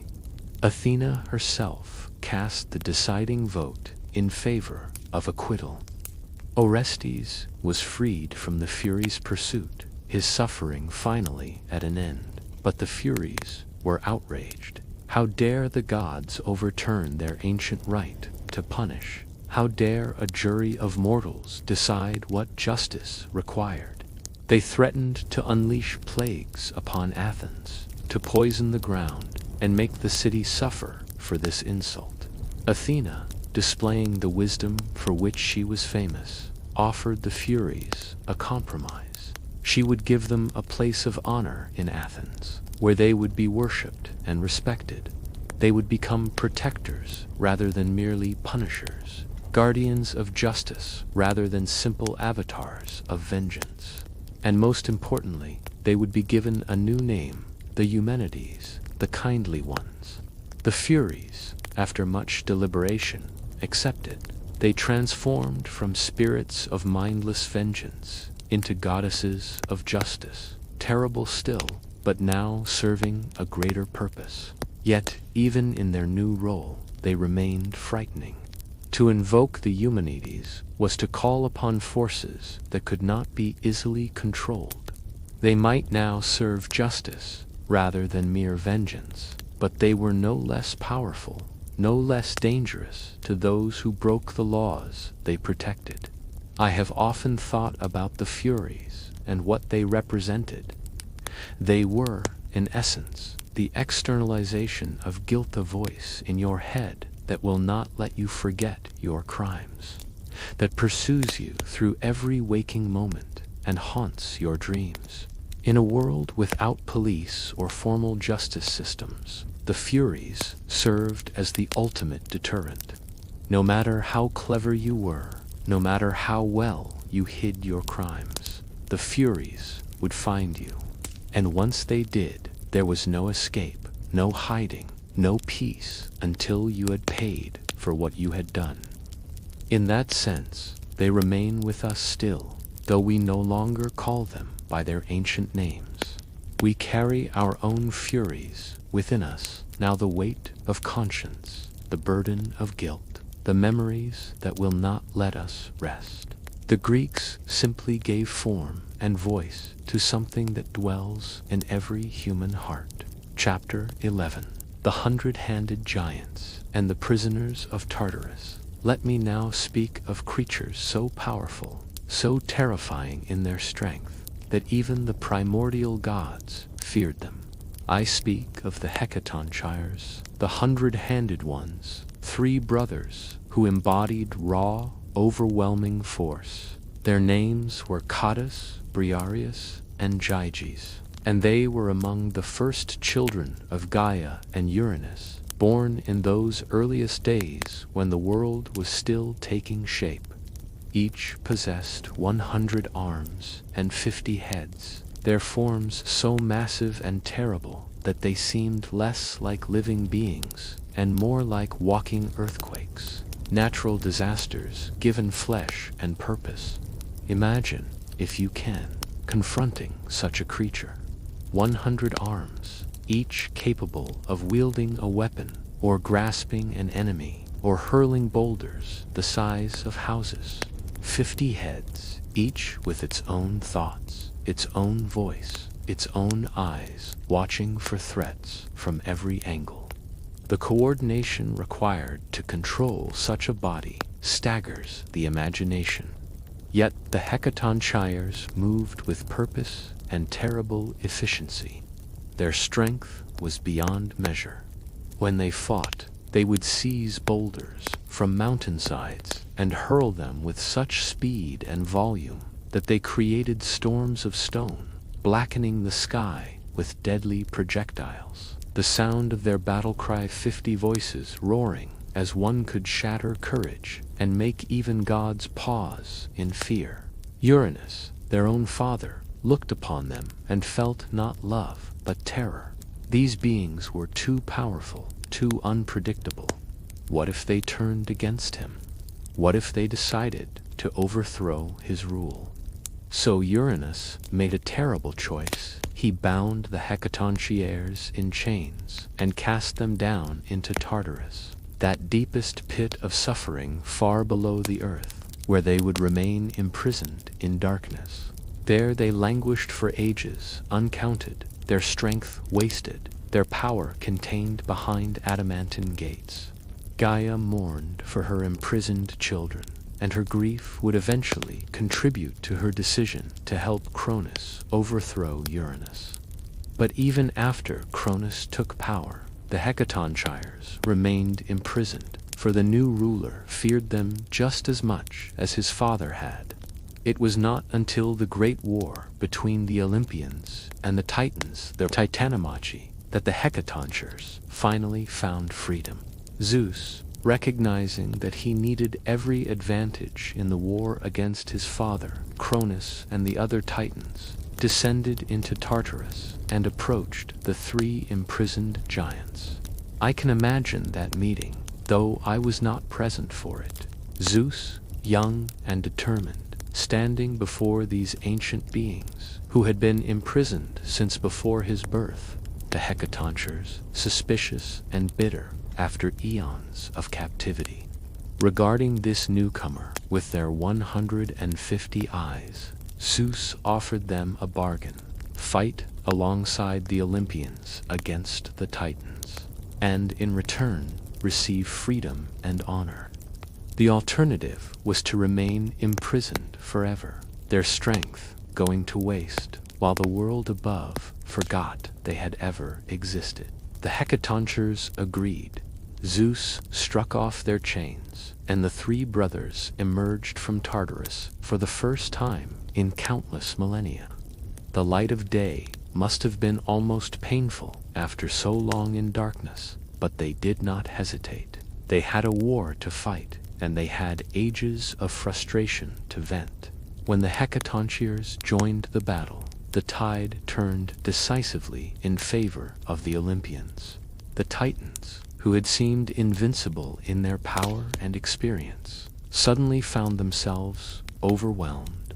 The Hecatonchires would tear chunks from mountains and hurl them with such speed and volume that the air itself seemed to solidify into a wall of stone. 300 arms working in concert created a bombardment that nothing could withstand. The Titans fell, one by one, battered into submission by the relentless assault. Even mighty Atlas, who held up the sky, was brought low. Cronus himself, who had ruled the cosmos for an age, was defeated and cast down.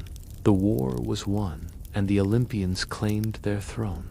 One might expect that the Hecatonchires, having proven their worth and secured victory for Zeus, would be rewarded with positions of honor and power. Perhaps they would become generals of the divine army or rulers of their own domains. After all, Zeus had promised them freedom, but the freedom they received was not what one might hope. Zeus recognized, as his grandfather and father had before him, that the Hecatonchires were simply too powerful to allow to roam free. They were loyal now, yes, but what about in 100 years, 1,000? What if they grew bored or angry? What if they decided that they deserved to rule rather than serve? So Zeus made them an offer they could not refuse. He appointed them as the jailers of Tartarus, the guardians of the prison where the defeated Titans would spend eternity. The Hecatonchires would live in Tartarus, watching over the captives, ensuring that none escaped to threaten the new order Zeus had established. It was freedom of a sort, I suppose. They were no longer prisoners themselves, and they had an important duty that befitted their strength. But they were still trapped in Tartarus, still confined to that realm of darkness and suffering. They had simply traded one form of imprisonment for another, with the added burden of serving as wardens for their own cousins and uncles. And there they remain to this day, standing eternal watch over the gates of Tartarus. The Titans strain against their bonds, seeking any weakness, any opportunity to escape and reclaim their former glory. But the Hecatonchires are vigilant, and their strength has not diminished with time. No prisoner has ever escaped Tartarus, while the 100-handed ones stand guard. I have sometimes wondered what they think about during the long centuries of their watch. Do they resent their role? Do they dream of the world above, of feeling sunlight on their many faces and walking freely across the earth? Or have they come to accept their lot, finding purpose in their eternal duty? Perhaps it does not matter. The hecatoncheires represent the ultimate paradox of power strength, so great that it becomes a prison in itself. They are too powerful to be allowed freedom, too dangerous to be trusted with autonomy. So they are given a role that uses their strength while containing them. It is a cage made not of bars, but of necessity and fear. Chapter 12. The Riddle Keeper of Thebes, from the depths of Tartarus and the earliest days of creation. Let us now turn to a monster whose weapon was not strength or venom or fire, but intelligence. The Sphinx of Thebes was unique among the creatures of Greek mythology. She killed not with claws or fangs, but with questions. The Sphinx was yet another child of the prolific union between Typhon and Echidna, though some accounts claim different parentage. Regardless of her origins, her form was distinctive and unsettling. The body of a lion, massive and powerful, the wings of an eagle, allowing her to swoop down upon her prey from above, and the head and breast of a woman, beautiful in a cold, remote way that inspired more unease than desire. But what truly set the Sphinx apart was her voice and her mind.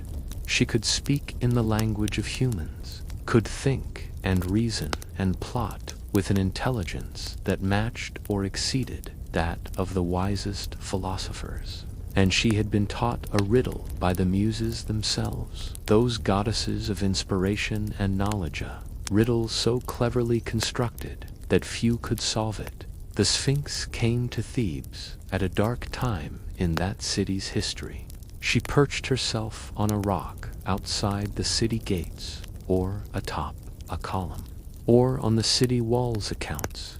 Very and there she issued her challenge to all who passed. "I will pose you a riddle," she would say, her voice beautiful and terrible at once. "If you answer correctly, you may pass unharmed. But if you fail to answer, or if you answer incorrectly, I will devour you where you stand." And then she would ask her riddle: "What creature walks on 4 legs in the morning, 2 legs at noon, and 3 legs in the evening?" It seems a simple riddle to us now, my dear listener, for we know the answer. But you must understand, this was the first time such a riddle had been posed. The Thebans had no context for metaphorical language of this sort, no experience with this kind of wordplay. They took the riddle literally, thinking of actual creatures that changed their number of legs, and of course, they failed. One by one, the brightest minds of Thebes attempted to solve the Sphinx's riddle. One by one, they failed. And one by one, the Sphinx made good on her promise. She would fall upon the failed riddler with her lion's claws, tearing them apart, and then consume their flesh, while the horrified onlookers watched from a safe distance. The bodies piled up. The Sphinx grew fat on the flesh of Thebes' citizens. Travel to and from the city became nearly impossible, for who would risk passing the Sphinx? The city began to starve, cut off from trade and supplies. Families mourned their lost sons and daughters, sacrificed to a monster who killed not from hunger or rage, but from intellectual superiority. King Creon, desperate to save his city, made a proclamation: whoever could answer the Sphinx's riddle and free Thebes from her terror would be given the throne and the hand of Queen Jocasta in marriage. Her husband, the previous king, had recently been killed under mysterious circumstances on a road outside the city. Many tried, all failed. The Sphinx continued her reign of intellectual terror, and Thebes continued to suffer. Then came Oedipus, a young man fleeing from his own fate, seeking refuge in Thebes. When he approached the city and encountered the Sphinx, she posed her riddle as she had to so many before him. But Oedipus was different. He was clever, educated, and blessedor cursed, with a mind that could see patterns and meanings that others missed. He listened to the riddle, considered it carefully, and then he smiled. "The answer is man," he said. "In the morning of his life, a man crawls on 4 legs as a baby. At the noon of his life, he walks on 2 legs as an adult. And in the evening of his life, he walks on 3 legs, using a staff to support his aging body." The Sphinx's eyes widened in shock and disbelief. For the first time since she had taken her position outside Thebes, someone had answered correctly.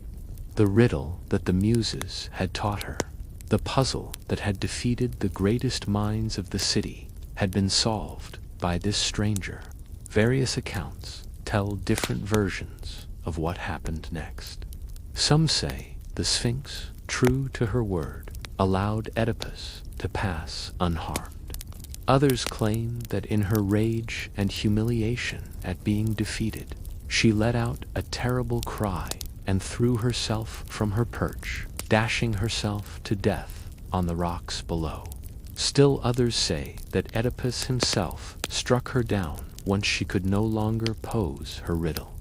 Regardless, the result was the same. Thus Sphinx was dead and Thebes was free. Oedipus was welcomed as a hero and liberator. He was given the throne and married Jocasta, just as Creon had promised. Of course, this marriage would lead to tragedy of a different sort. Oedipus would later discover that Jocasta was his mother, that the man he had killed on the Rhodan act that had sent him fleeing to Thebes in the first place was his father, King Laius. The prophecy he had been running from his entire life had come true, despite all his efforts to avoid it. But that is another story, one of human tragedy rather than monster terror. What interests me about the Sphinx is what she represents. Unlike so many of the monsters we have discussed, the Sphinx did not rely on physical power. She could not breathe fire like the Chimera, could not regenerate like the Hydra, could not turn men to stone like Medusa. Her weapon was knowledgeable, rather, the lack of knowledge in her victims. She represents the fear of ignorance, the terror of being found intellectually wanting. In a culture that prized wisdom and cleverness as highly as the Greeks did, the Sphinx embodied a particularly cruel form of death, to be killed not because you were weak or slow, but because you were not smart enough. And unlike physical battles, where luck or divine intervention might save you, the Sphinx's challenge was purely mental. Either you knew the answer or you did not, and if you did not, you died. There is something profoundly unsettling about that, even now. Physical monsters can be fought, can be prepared for with weapons and armor. But how do you prepare for a battle of wits when you do not know what question will be asked? How do you train for a contest where the rules are unknown until the moment you face them? The Sphinx teaches us that knowledge itself can be a weapon, that intelligence can be as deadly as any claw or fang, and perhaps that is the most frightening lesson of all. Chapter 13. The twin terrors of the Strait. Some monsters worked alone, relying on their individual power to terrorize mortals. But others existed in pairs, complementing each other, creating situations where escape from one meant certain doom from the other. Such was the case with Scylla and Charybdis, 2 monsters who made the narrow strait between Italy and Sicily one of the most dangerous passages in the ancient world. I have sailed through those waters, my dear listener, and I can tell you that even when the monsters are not actively hunting, the place itself inspires dread. The cliffs rise steep and dark on either side. The water churns and froths with dangerous currents, and the air seems heavy with the memory of countless sailors who met their doom in this place. Let me tell you first of Scylla, for her story is perhaps the more tragic of the two. Scylla was not always a monster. Once, she had been a beautiful sea nymph, so lovely that she attracted the attention of Glaucus, a minor sea god. But Glaucus's affections were not returned. Scylla found him repulsive and rejected his advances with contempt.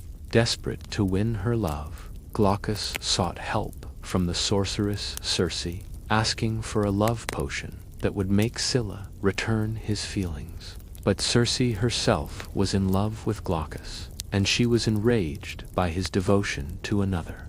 Rather than help him, she decided to eliminate her rival in the cruelest way possible.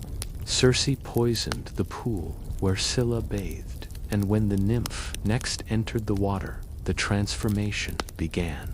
Her lower body twisted and expanded, becoming a mass of tentacles or serpent-like appendages. Counts vary on the exact nature of her lower half. From her waist sprouted 6 long necks, each ending in a head with 3 rows of sharp teeth. Her beautiful face remained recognizable, but now it was surrounded by the faces of snarling dogs or wolves, snapping and howling with insatiable hunger. Horrified by her transformation and unable to reverse it, Scylla fled to the strait, where she made her lair in a cave on the cliff face, and there, driven by rage and hunger and the memory of what she had lost, she began to prey upon passing ships. Her method was terribly efficient. She would wait in her cave, her 6 heads extending on their long necks, watching for ships to pass through the narrow strait. When one came within range, she would strike with lightning speed, each head snatching a sailor from the deck and pulling him screaming into her lair. 6 heads meant 6 victims per strike, and there was nothing the sailors could do to prevent it. They could not outrun her, could not fight her. They could only hope that they would not be among those chosen. But to avoid Scylla meant sailing closer to the other side of the strait, where an even more inscrutable danger lurked. Charybdis had also once been a beautiful being, some say a nymph, others a daughter of Poseidon himself. She had been cursed by Zeus for stealing and eating the cattle of Heracles, transformed into a massive mouth that existed beneath the waves. 3 times each day, Charybdis would drink deeply of the seawater, creating a whirlpool so powerful and vast that it could suck down entire ships. Everything caught in that vortex would would be drawn down into her maw and swallowed whole. Then, after consuming everything within reach, she would vomit forth the water, creating violent currents that made the strait even more treacherous. And then, hours later, she would drink again, and the cycle would repeat. The terror of Scylla and Charybdis lay not just in their individual danger, but in the impossible choice they presented. The strait was narrow to avoid both monsters. Sailors had to choose, pass close to Scylla and accept that 6 of their crew would certainly die, or risk the waters near Charybdis and gamble that the entire ship might be destroyed. Most captains, when forced to make this choice, chose to pass near Scylla. Better to lose 6 men than potentially lose everyone. It was a cold, practical calculation, but in that impossible situation, it was the only rational choice. Odysseus, that much-suffering hero, faced this choice during his long journey home from Troy. The goddess Circe had warned him about the twin terrors and advised him to choose Scylla, as painful as that decision would be. Odysseus tried to find a third option. He armed himself and his men, hoping to fight off Scylla when she attacked. But when his ship entered the strait, Odysseus found himself transfixed by the sight of Charybdis. The massive whirlpool was mesmerizing in its terrible power, the water churning and frothing, the roar of it drowning out all other sounds. He stared at it, unable to look away, watching the water being sucked down into that impossible mouth. And while he was distracted, Scylla struck. 6 of her heads shot out from her cave, each one snatching a sailor from the deck. Odysseus turned at the sound of his men's screams, but it was too late. He watched helplessly as his companions were dragged toward the cave, reaching out to him, calling his name, begging for help that he could not provide. That sight, Odysseus would later say, was the most pitiful I had ever seen in all my wanderings. Not the Cyclops devouring his men, not the terrors of the underworld, not the temptations of Circe or Calypso, but watching his men being taken by Scylla while he stood powerless to save them. The ship sailed on, 6 men lighter, and neither Scylla nor Charybdis pursued. They did not need to chase their prey. The strait was narrow, and ships passed through regularly. They could afford to be patient. Later, after leaving the island of Thrinacia, Odysseus would encounter Charybdis again. His ship was wrecked, his remaining crew drowned, and Odysseus himself survived only by clinging to the fig tree that grew above Charybdis's lair, hanging there for hours while the monster drank and spat, until finally a piece of driftwood from his ship was regurgitated, and he could grab hold of it and float away. The tale of Scylla and Charybdis has become proverbial. We still speak of being between Scylla and Charybdis when forced to choose between 2 equally terrible options. But I think the true horror of their story lies not in the monsters themselves, but in what they represent. Situations where there is no good choice, where survival requires sacrifice, where being a leader means choosing who will die. How many captains, I wonder, sailed through that strait over the centuries?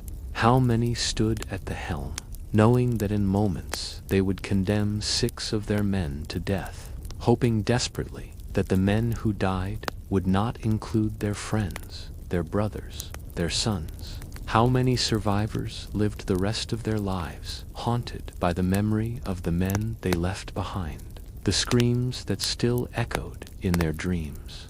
Monsters like Scylla and Charybdis do not just kill bodies, they poison souls, leaving scars that never heal. Chapter 14. The Snatchers and the Stealers. Let me tell you now of creatures whose terror came not from battle or riddles or impossible choices, but from their ability to steal, to snatch away the things you loved most and leave you with nothing but absence and grief. The Harpies were winged spirits, female in form, with the faces or entire upper bodies of women and the bodies, wings, and talons of birds of prey. Their name means the Snatchers, and that is precisely what they did. They snatched things away. Food from tables, children from cradles, souls from bodies. Whatever they took, you never saw again. The Harpies were said to be daughters of the Muse and Electra, making them sisters to Iris, the rainbow goddess. How strange that such a beautiful and gentle goddess should be related to these foul, cruel creatures. But then, the Greeks understood that family does not determine fate, that siblings can be as different as night and day. There were usually 3 Harpies named in the myths: Iello, storm-swift, Seleno, the dark, and Ocypete, swift-wing. Some accounts add others, but these 3 were the most famous or infamous. The Harpies were often sent by the gods as instruments of punishment. When Zeus or Hera wished to torment someone without killing them outright, they would send the Harpies. The winged creatures would descend, shrieking and foul-smelling, and steal away whatever brought their victim joy or sustenance. The most famous tale of the Harpies concerns Phineus, a king who had been blessed or cursed with the gift of prophecy. Phineus could see the future with perfect clarity, and he made the mistake of revealing too much to mortals. The gods, who preferred to keep their plans hidden, punished him severely. They did not kill Phineus. They did not even blind him, though some versions claim they did that too. Instead, they sent the Harpies to torment him. Every time Phineus sat down to eat, the Harpies would swoop in, snatching the food from his table before he could take a bite. What they could not carry away, they would defile with their excrement and their terrible stench, rendering it inedible. Phineus slowly starved, surrounded by food he could never eat, his belly always empty despite the feast laid before him. It was a torture, perfectly calculated. He could see exactly what he needed, but could never reach it. Just as he had been punished for seeing too clearly into the gods' plans. His torment continued for years, until the Argonauts, the heroes sailing with Jason in search of the Golden Fleece, arrived at his home. Among their number were the Boreads, Calais, and Zetes, winged sons of the North Wind. When the Harpies arrived to steal Phineus's food, as usual, the Boreads pursued them, flying after the shrieking creatures with swords drawn. The chase ranged across the sky, the Boreads matching the Harpies for speed and endurance. Finally, when they caught up, they prepared to slay the foul creatures, but Iris herself appeared, her rainbow arcing across the sky. She pleaded for mercy for her sisters, promising that they would never trouble Phineus again. The Boreads agreed, and the Harpies fled to their lair on the island of Crete, where they presumably continued to torment others, but left Phineus in peace. The grateful king repaid the Argonauts with his prophetic knowledge, helping them avoid dangers on their journey. But the Harpies represented more than just physical theft. They embodied a particular kind of loss, sudden, inexplicable, leaving nothing behind but absence. When a person disappeared without explanation in ancient Greece, people would sometimes say the Harpies had taken them. When food rotted inexplicably or went missing, the Harpies were blamed. They were the personification of sudden, arbitrary loss. The kind of misfortune that strikes without warning and leaves you grasping at empty air. I have seen the aftermath of the Harpies' work, and I can tell you that what they leave behind is often worse than what they take. A mother whose child was snatched away does not just lose the child, she loses her peace of mind, her joy, her ability to trust that anything good can last. A man whose food is constantly stolen does not just experience hunger, he experiences humiliation, helplessness, the slow erosion of hope. The Harpies, they were not mindless beasts, but intelligent, cruel beings who took pleasure in the suffering they caused. When they snatched something away, they knew exactly what they were taking and what that loss would mean to their victim. Chapter 15. The Cyclopes of Sicily. We have spoken before of the Hecatonchires, those 100-handed giants born in the first days of the world. But they were not the only one-eyed creatures in Greek mythology. There were also the Cyclopes, though Cyclopes actually refers to two different groups of beings. The first Cyclopes were brothers to the Hecatonchires, Brontes, Sterops, and Arges, master craftsmen who forged Zeus's thunderbolts, Poseidon's trident, and Hades' helmet of invisibility. These were noble beings, skilled and intelligent, more gods than monsters. But there was another breed of Cyclopes, and these were the ones that mortals truly feared. The Sicilian Cyclopes were savage, brutish giants who lived in caves, tended flocks of sheep, and had a taste for human flesh. They were the degenerate descendants of Poseidon, crude and violent, caring nothing for the laws of gods or men.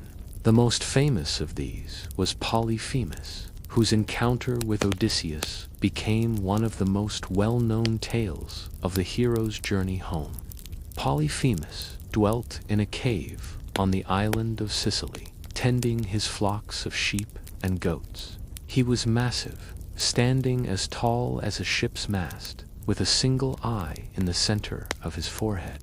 That eye was huge, as large as a shield, and it gleamed with a dim intelligence that was more animal than human. When Odysseus and 12 of his men arrived on Sicily, seeking food and water after long weeks at sea, they found Polyphemus's cave. The giant was out tending his flocks, so the Greeks entered and helped themselves to his cheese, marveling at the size of everything: wheels of cheese as large as cartwheels, buckets that could hold a man.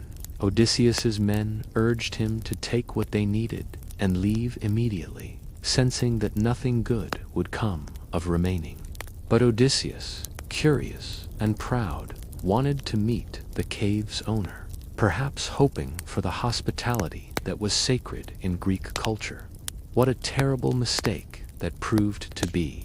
When Polyphemus returned with his flocks, he rolled a boulder across the cave entrance's stone so massive that 20 teams of oxen could not have moved it. Then he noticed his uninvited guests, but rather than offer them hospitality as custom demanded, Polyphemus's single eye lit up with hunger. "Who are you?" he demanded, his voice like rocks grinding together. Odysseus tried to explain, invoking the laws of hospitality, asking for kindness in the name of Zeus himself. Polyphemus laughed, a sound like boulders tumbling down a mountainside. "We Cyclopes care nothing for Zeus or any of the gods," he said. "We are stronger than they are. I will show you the hospitality of Polyphemus." And then he reached out, snatched up 2 of Odysseus's men, and smashed their heads against the cave floor. The sound of their skulls breaking echoed through the cave. Then Polyphemus ate them raw, crunching bones and all, while the surviving Greeks watched in horror. He repeated this feast at dinner and again at breakfast. 4 men dead in less than a day, devoured like cattle. The remaining Greeks were trapped, unable to move the boulder, unable to escape, watching their companions disappear into the Cyclops' maw, one by one. But Odysseus was clever. He devised a plan, and when Polyphemus returned that evening and ate 2 more men, Odysseus approached him with a gift, a skin of strong, undiluted wine that he had brought from their ship. Polyphemus had never tasted wine before, and he drank deeply, cup after cup, until he grew drowsy and drunk. Before he passed out, he asked Odysseus his name. "My name is Nobody," Odysseus replied. Polyphemus laughed. "Then Nobody, I will eat you last of all. That is my gift to you." And then the giant collapsed into drunken sleep. Immediately, Odysseus and his men went to work. They took Polyphemus's massive wooden staff, sharpened one end to a point, and hardened it in the fire until it was strong as iron. Then, while the Cyclops slept, Odysseus and his 4 strongest surviving men lifted the stake and drove it with all their strength into Polyphemus's single eye. The eye burst like a grape, fluid and blood spurting out, and Polyphemus awoke with a roar of agony that shook the cave. He clawed at his face, trying to pull out the stake, stumbling blindly while the Greeks scattered to avoid his flailing arms. His bellowing brought other Cyclopes to his cave, calling from outside, "Polyphemus, what troubles you? Is someone attacking you?"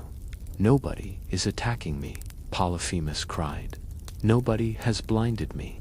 The other Cyclopes, hearing this, assumed he was simply ill or mad, and they went back to their caves, leaving Polyphemus alone with his pain and his rage. In the morning, the blind Cyclops rolled away the stone to let his sheep out to graze. But he positioned himself in the entrance, hands outstretched, determined to catch the Greeks as they tried to escape. But Odysseus had anticipated this. He tied each of his remaining men beneath the bellies of Polyphemus's largest rams, and tied himself beneath the biggest ram of all. When the rams walked out, Polyphemus felt their backs, but not their bellies, and the Greeks escaped undetected. Only when they were safely on their ship did Odysseus reveal himself, unable to resist boasting about his cleverness. "Cyclops," he shouted from the deck, "if anyone asks who blinded you, tell them it was Odysseus of Ithaca." This proved to be another terrible mistake. Polyphemus, hearing the true name of his tormentor, called out to his father, Poseidon, begging the god to curse Odysseus, to ensure he never reached home, or if he did, that he arrived late and alone, having lost all his companions. Poseidon heard his son's prayer and answered it. The remainder of Odysseus's journey would be plagued by the god's wrath, and indeed, Odysseus would arrive home 10 years later, alone, his entire crew dead, having lost everything. The tale of Polyphemus shows us that monsters, however terrible, are sometimes less dangerous than our own pride. Odysseus could have escaped without revealing his name, could have left the Cyclops, ignorant of who had blinded him. But pride demanded recognition, demanded that Polyphemus know who had bested him, and that pride cost Odysseus 10 years of suffering and the lives of every man who had sailed with him. Chapter 16. The Echo That Remains. And so, my dear listener, we come to the end of our journey through these tales of divine cruelty and monstrous terror. We have walked among gods whose beauty masked hearts of stone, creatures whose very existence defied nature's order, and beings that represented our deepest fears made flesh. What have we learned from these ancient nightmares? Perhaps we have learned that the most terrifying monsters are not always the ones with the most terrible power, but the ones that remind us of our own weaknesses. Medusa, transformed from victim to monster, reflects our fear of being punished for circumstances beyond our control. The Hydra represents problems that multiply when we try to solve them. The Sphinx embodies the terror of being found intellectually wanting. Scylla and Charybdis force us to make choices we should never have to make. And the gods, they remind us that power without wisdom is perhaps the most dangerous thing of all. Ares delights in bloodshed for its own sake. Poseidon drowns cities because his pride was wounded. Hera destroys innocence in her quest for vengeance against an unfaithful husband. Even when the gods acted with purpose, their actions often brought more suffering than the problems they were meant to solve. These stories, born in an age when the world seemed full of inexplicable dangers and arbitrary suffering, gave form to the fears that haunt all humanity: fear of death, of loss, of punishment, of being powerless in the face of overwhelming force. The Greeks looked at the chaos of existence and populated it with gods and monsters, giving names and faces to the things that terrified them. But here is what I find most remarkable, my dear listener. These stories also celebrate the heroes who faced these terrors and through courage or cleverness or simple, stubborn determination survived. Heracles completed his labors despite the hatred of Hera. Perseus slew Medusa and lived to tell the tale. Theseus escaped the labyrinth. Odysseus, despite losing everything else, finally made it home. The message, I think, is not that the world is without danger, or that the powerful will always be just. The message is that even in a world full of monsters and capricious gods, even when faced with impossible choices and overwhelming odds, there is value in continuing to struggle, to think, to hope. The monsters of Greek mythology have faded now. The gods no longer walk among mortals, if they ever truly did. The age of heroes has passed into legend, but the human capacity for courage in the face of terror, for compassion in the face of cruelty, for wisdom in the face of chaos that endures. And perhaps that is the greatest victory of all, not that the monsters were defeated, but that humanity survived to tell their stories, to learn from them, to carry their lessons forward through the ages. The candle burns low now, and the shadows grow long. But take heart, my dear listener. Whatever monsters lurk in the darkness, whatever terrors the future may hold, you carry within you the same spark that allowed those ancient heroes to face the impossible and prevail, the spark of human resilience, ingenuity, and the refusal to surrender to despair. I have lived long enough to see empires rise and fall, to watch civilizations bloom and wither like flowers in the turning seasons. And through it all, I have observed that the monsters change their forms, but never truly disappear. The Hydra becomes the problem that spawns two more each time we think we have solved it. The Sphinx becomes the question we cannot answer, the knowledge we lack at the crucial moment. Scylla and Charybdis become the impossible decisions we face, where every choice leads to loss. But I have also seen that the heroes, too, are eternal. Not in the sense of living forever, for even Heracles eventually died, and mighty Odysseus grew old and passed beyond the veil, but in the sense that each generation produces those who will stand against the darkness, who will face the monster at the gate, who will make the hard choice when it must be made. You, my dear listener, live in an age different from that ancient time when I first heard these tales whispered around fires in the Grecian night. Your monsters wear different faces, bear different names. You do not fear the Minotaur in his labyrinth, but you face your own impossible mazes. You do not sail between Scylla and Charybdis, but you must still make choices between equally painful alternatives. And yet the lessons remain the same. Face your monsters, not because you are certain of victory, but because facing them is better than living in fear. Choose courage, not because it guarantees success, but because cowardice guarantees defeat. Seek wisdom, not because knowledge will solve all problems, but because ignorance will certainly create more. Remember, too, that even the mightiest monsters can fall. Typhon, who made the gods themselves flee in terror, was cast down by Zeus's determination. The Hydra, which seemed impossible to defeat, fell to Heracles when he combined strength with strategy. Medusa, whose gaze meant instant death, was slain by a hero who learned to see the world from a different angle.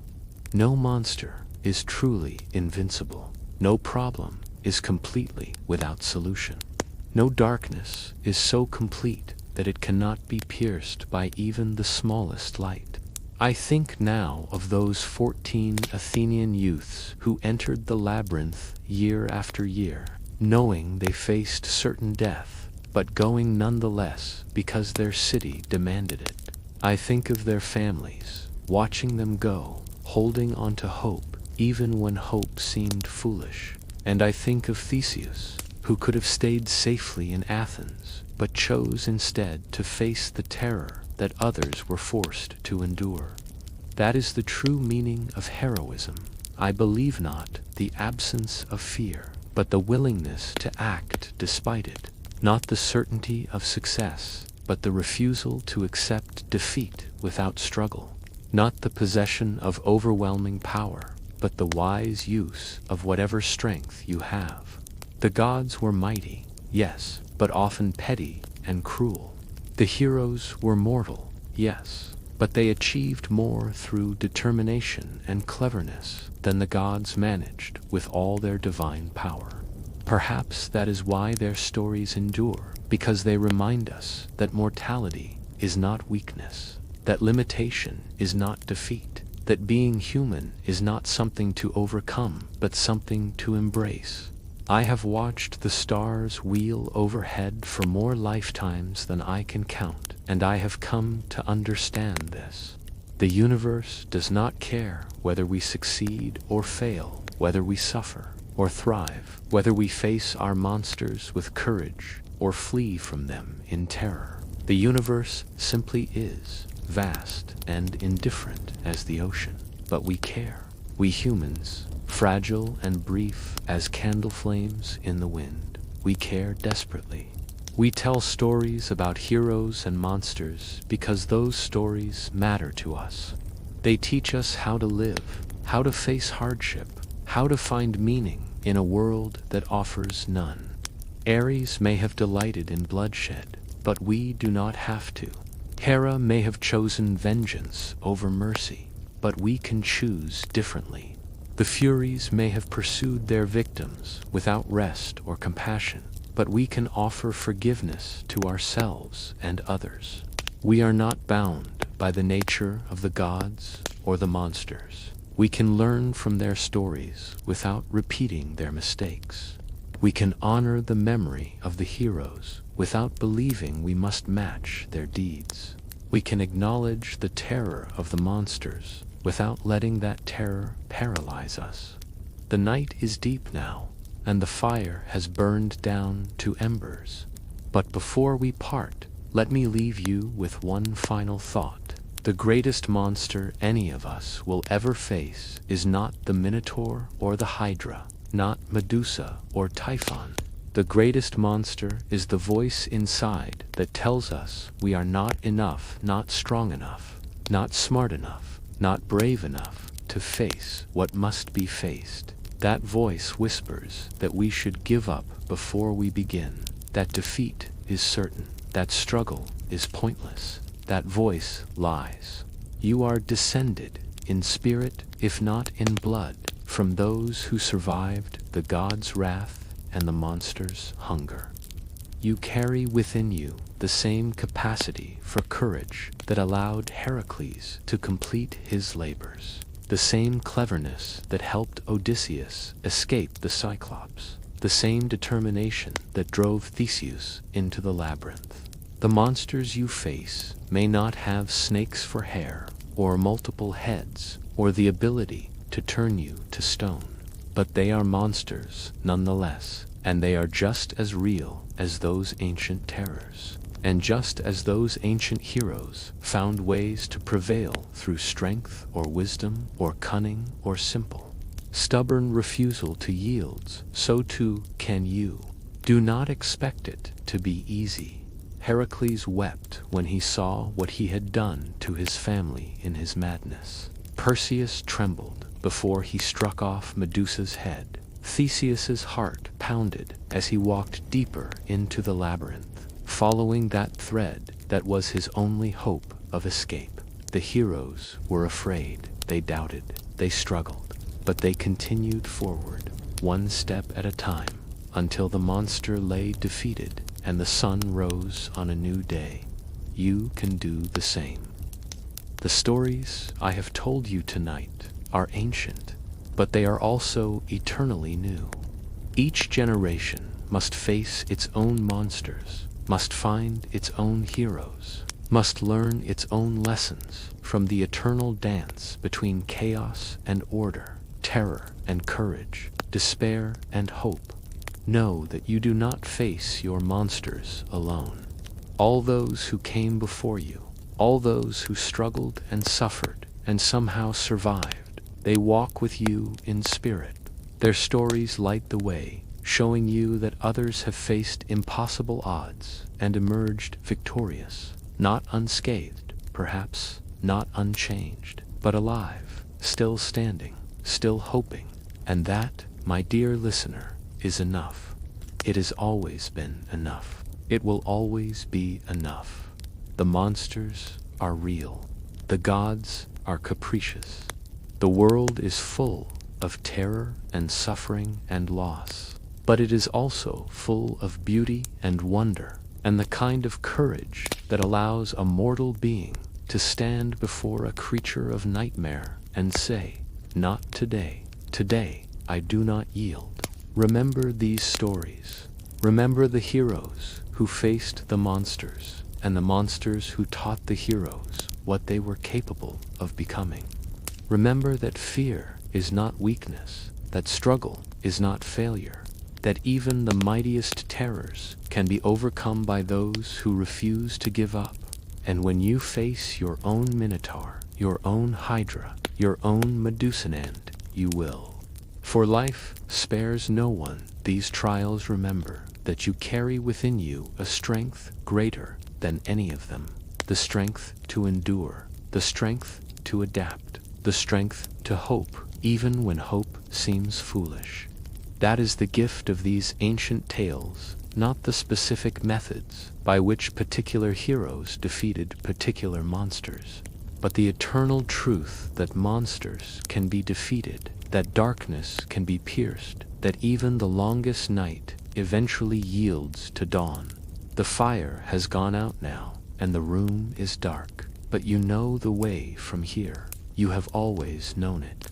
The path forward, though it may wind through labyrinths and lead past the lairs of monsters, is still a path. And paths can be walked, one step at a time, one breath at a time, one heartbeat at a time, until you reach the end and discover that the greatest victory was not in the destination, but in the journey itself, in the choosing to continue, in the refusing to surrender, in the maintaining of hope and humanity, even in the face of the inhuman and the hopeless. And thus ends another memory from ages long past. If you have found a spark of wonder here, stay a while longer, for there are countless tales yet to be remembered. The gods and monsters of ancient Greece may have faded into legend, but their echoes remain. They live on in every story we tell, every challenge we face, every moment when we must choose between the easy path and the right one. Perhaps, in your own life, you will encounter shadows of these ancient terrors. Perhaps you already have, and when you do, I hope you will remember the heroes who came before, not because they were perfect or invincible, but because they were human, flawed, and frightened, and determined, and they faced their monsters anyway. The world has changed since those ancient days, but the human heart remains the same. We still fear, we still hope, we still struggle against the darkness, seeking light and meaning and the courage to continue. And in that struggle, we are all heroes. Every one of us who faces our fears, who makes the hard choice, who refuses to let the monsters, whatever form they take, determine our fate. So take these stories with you as you go back into your own world with your own monsters. Let them remind you that you are not the first to face impossible odds, and you will not be the last. Let them show you that courage is not the absence of fear, but the decision to act despite it. And know that somewhere in the flickering shadows between memory and dream, an old storyteller sits by a dying fire, remembering all those who came before and all those yet to come, holding space for their struggles and their triumphs, their defeats and their victories. The tale is told. The fire is cold, but the story never truly ends. It continues in you.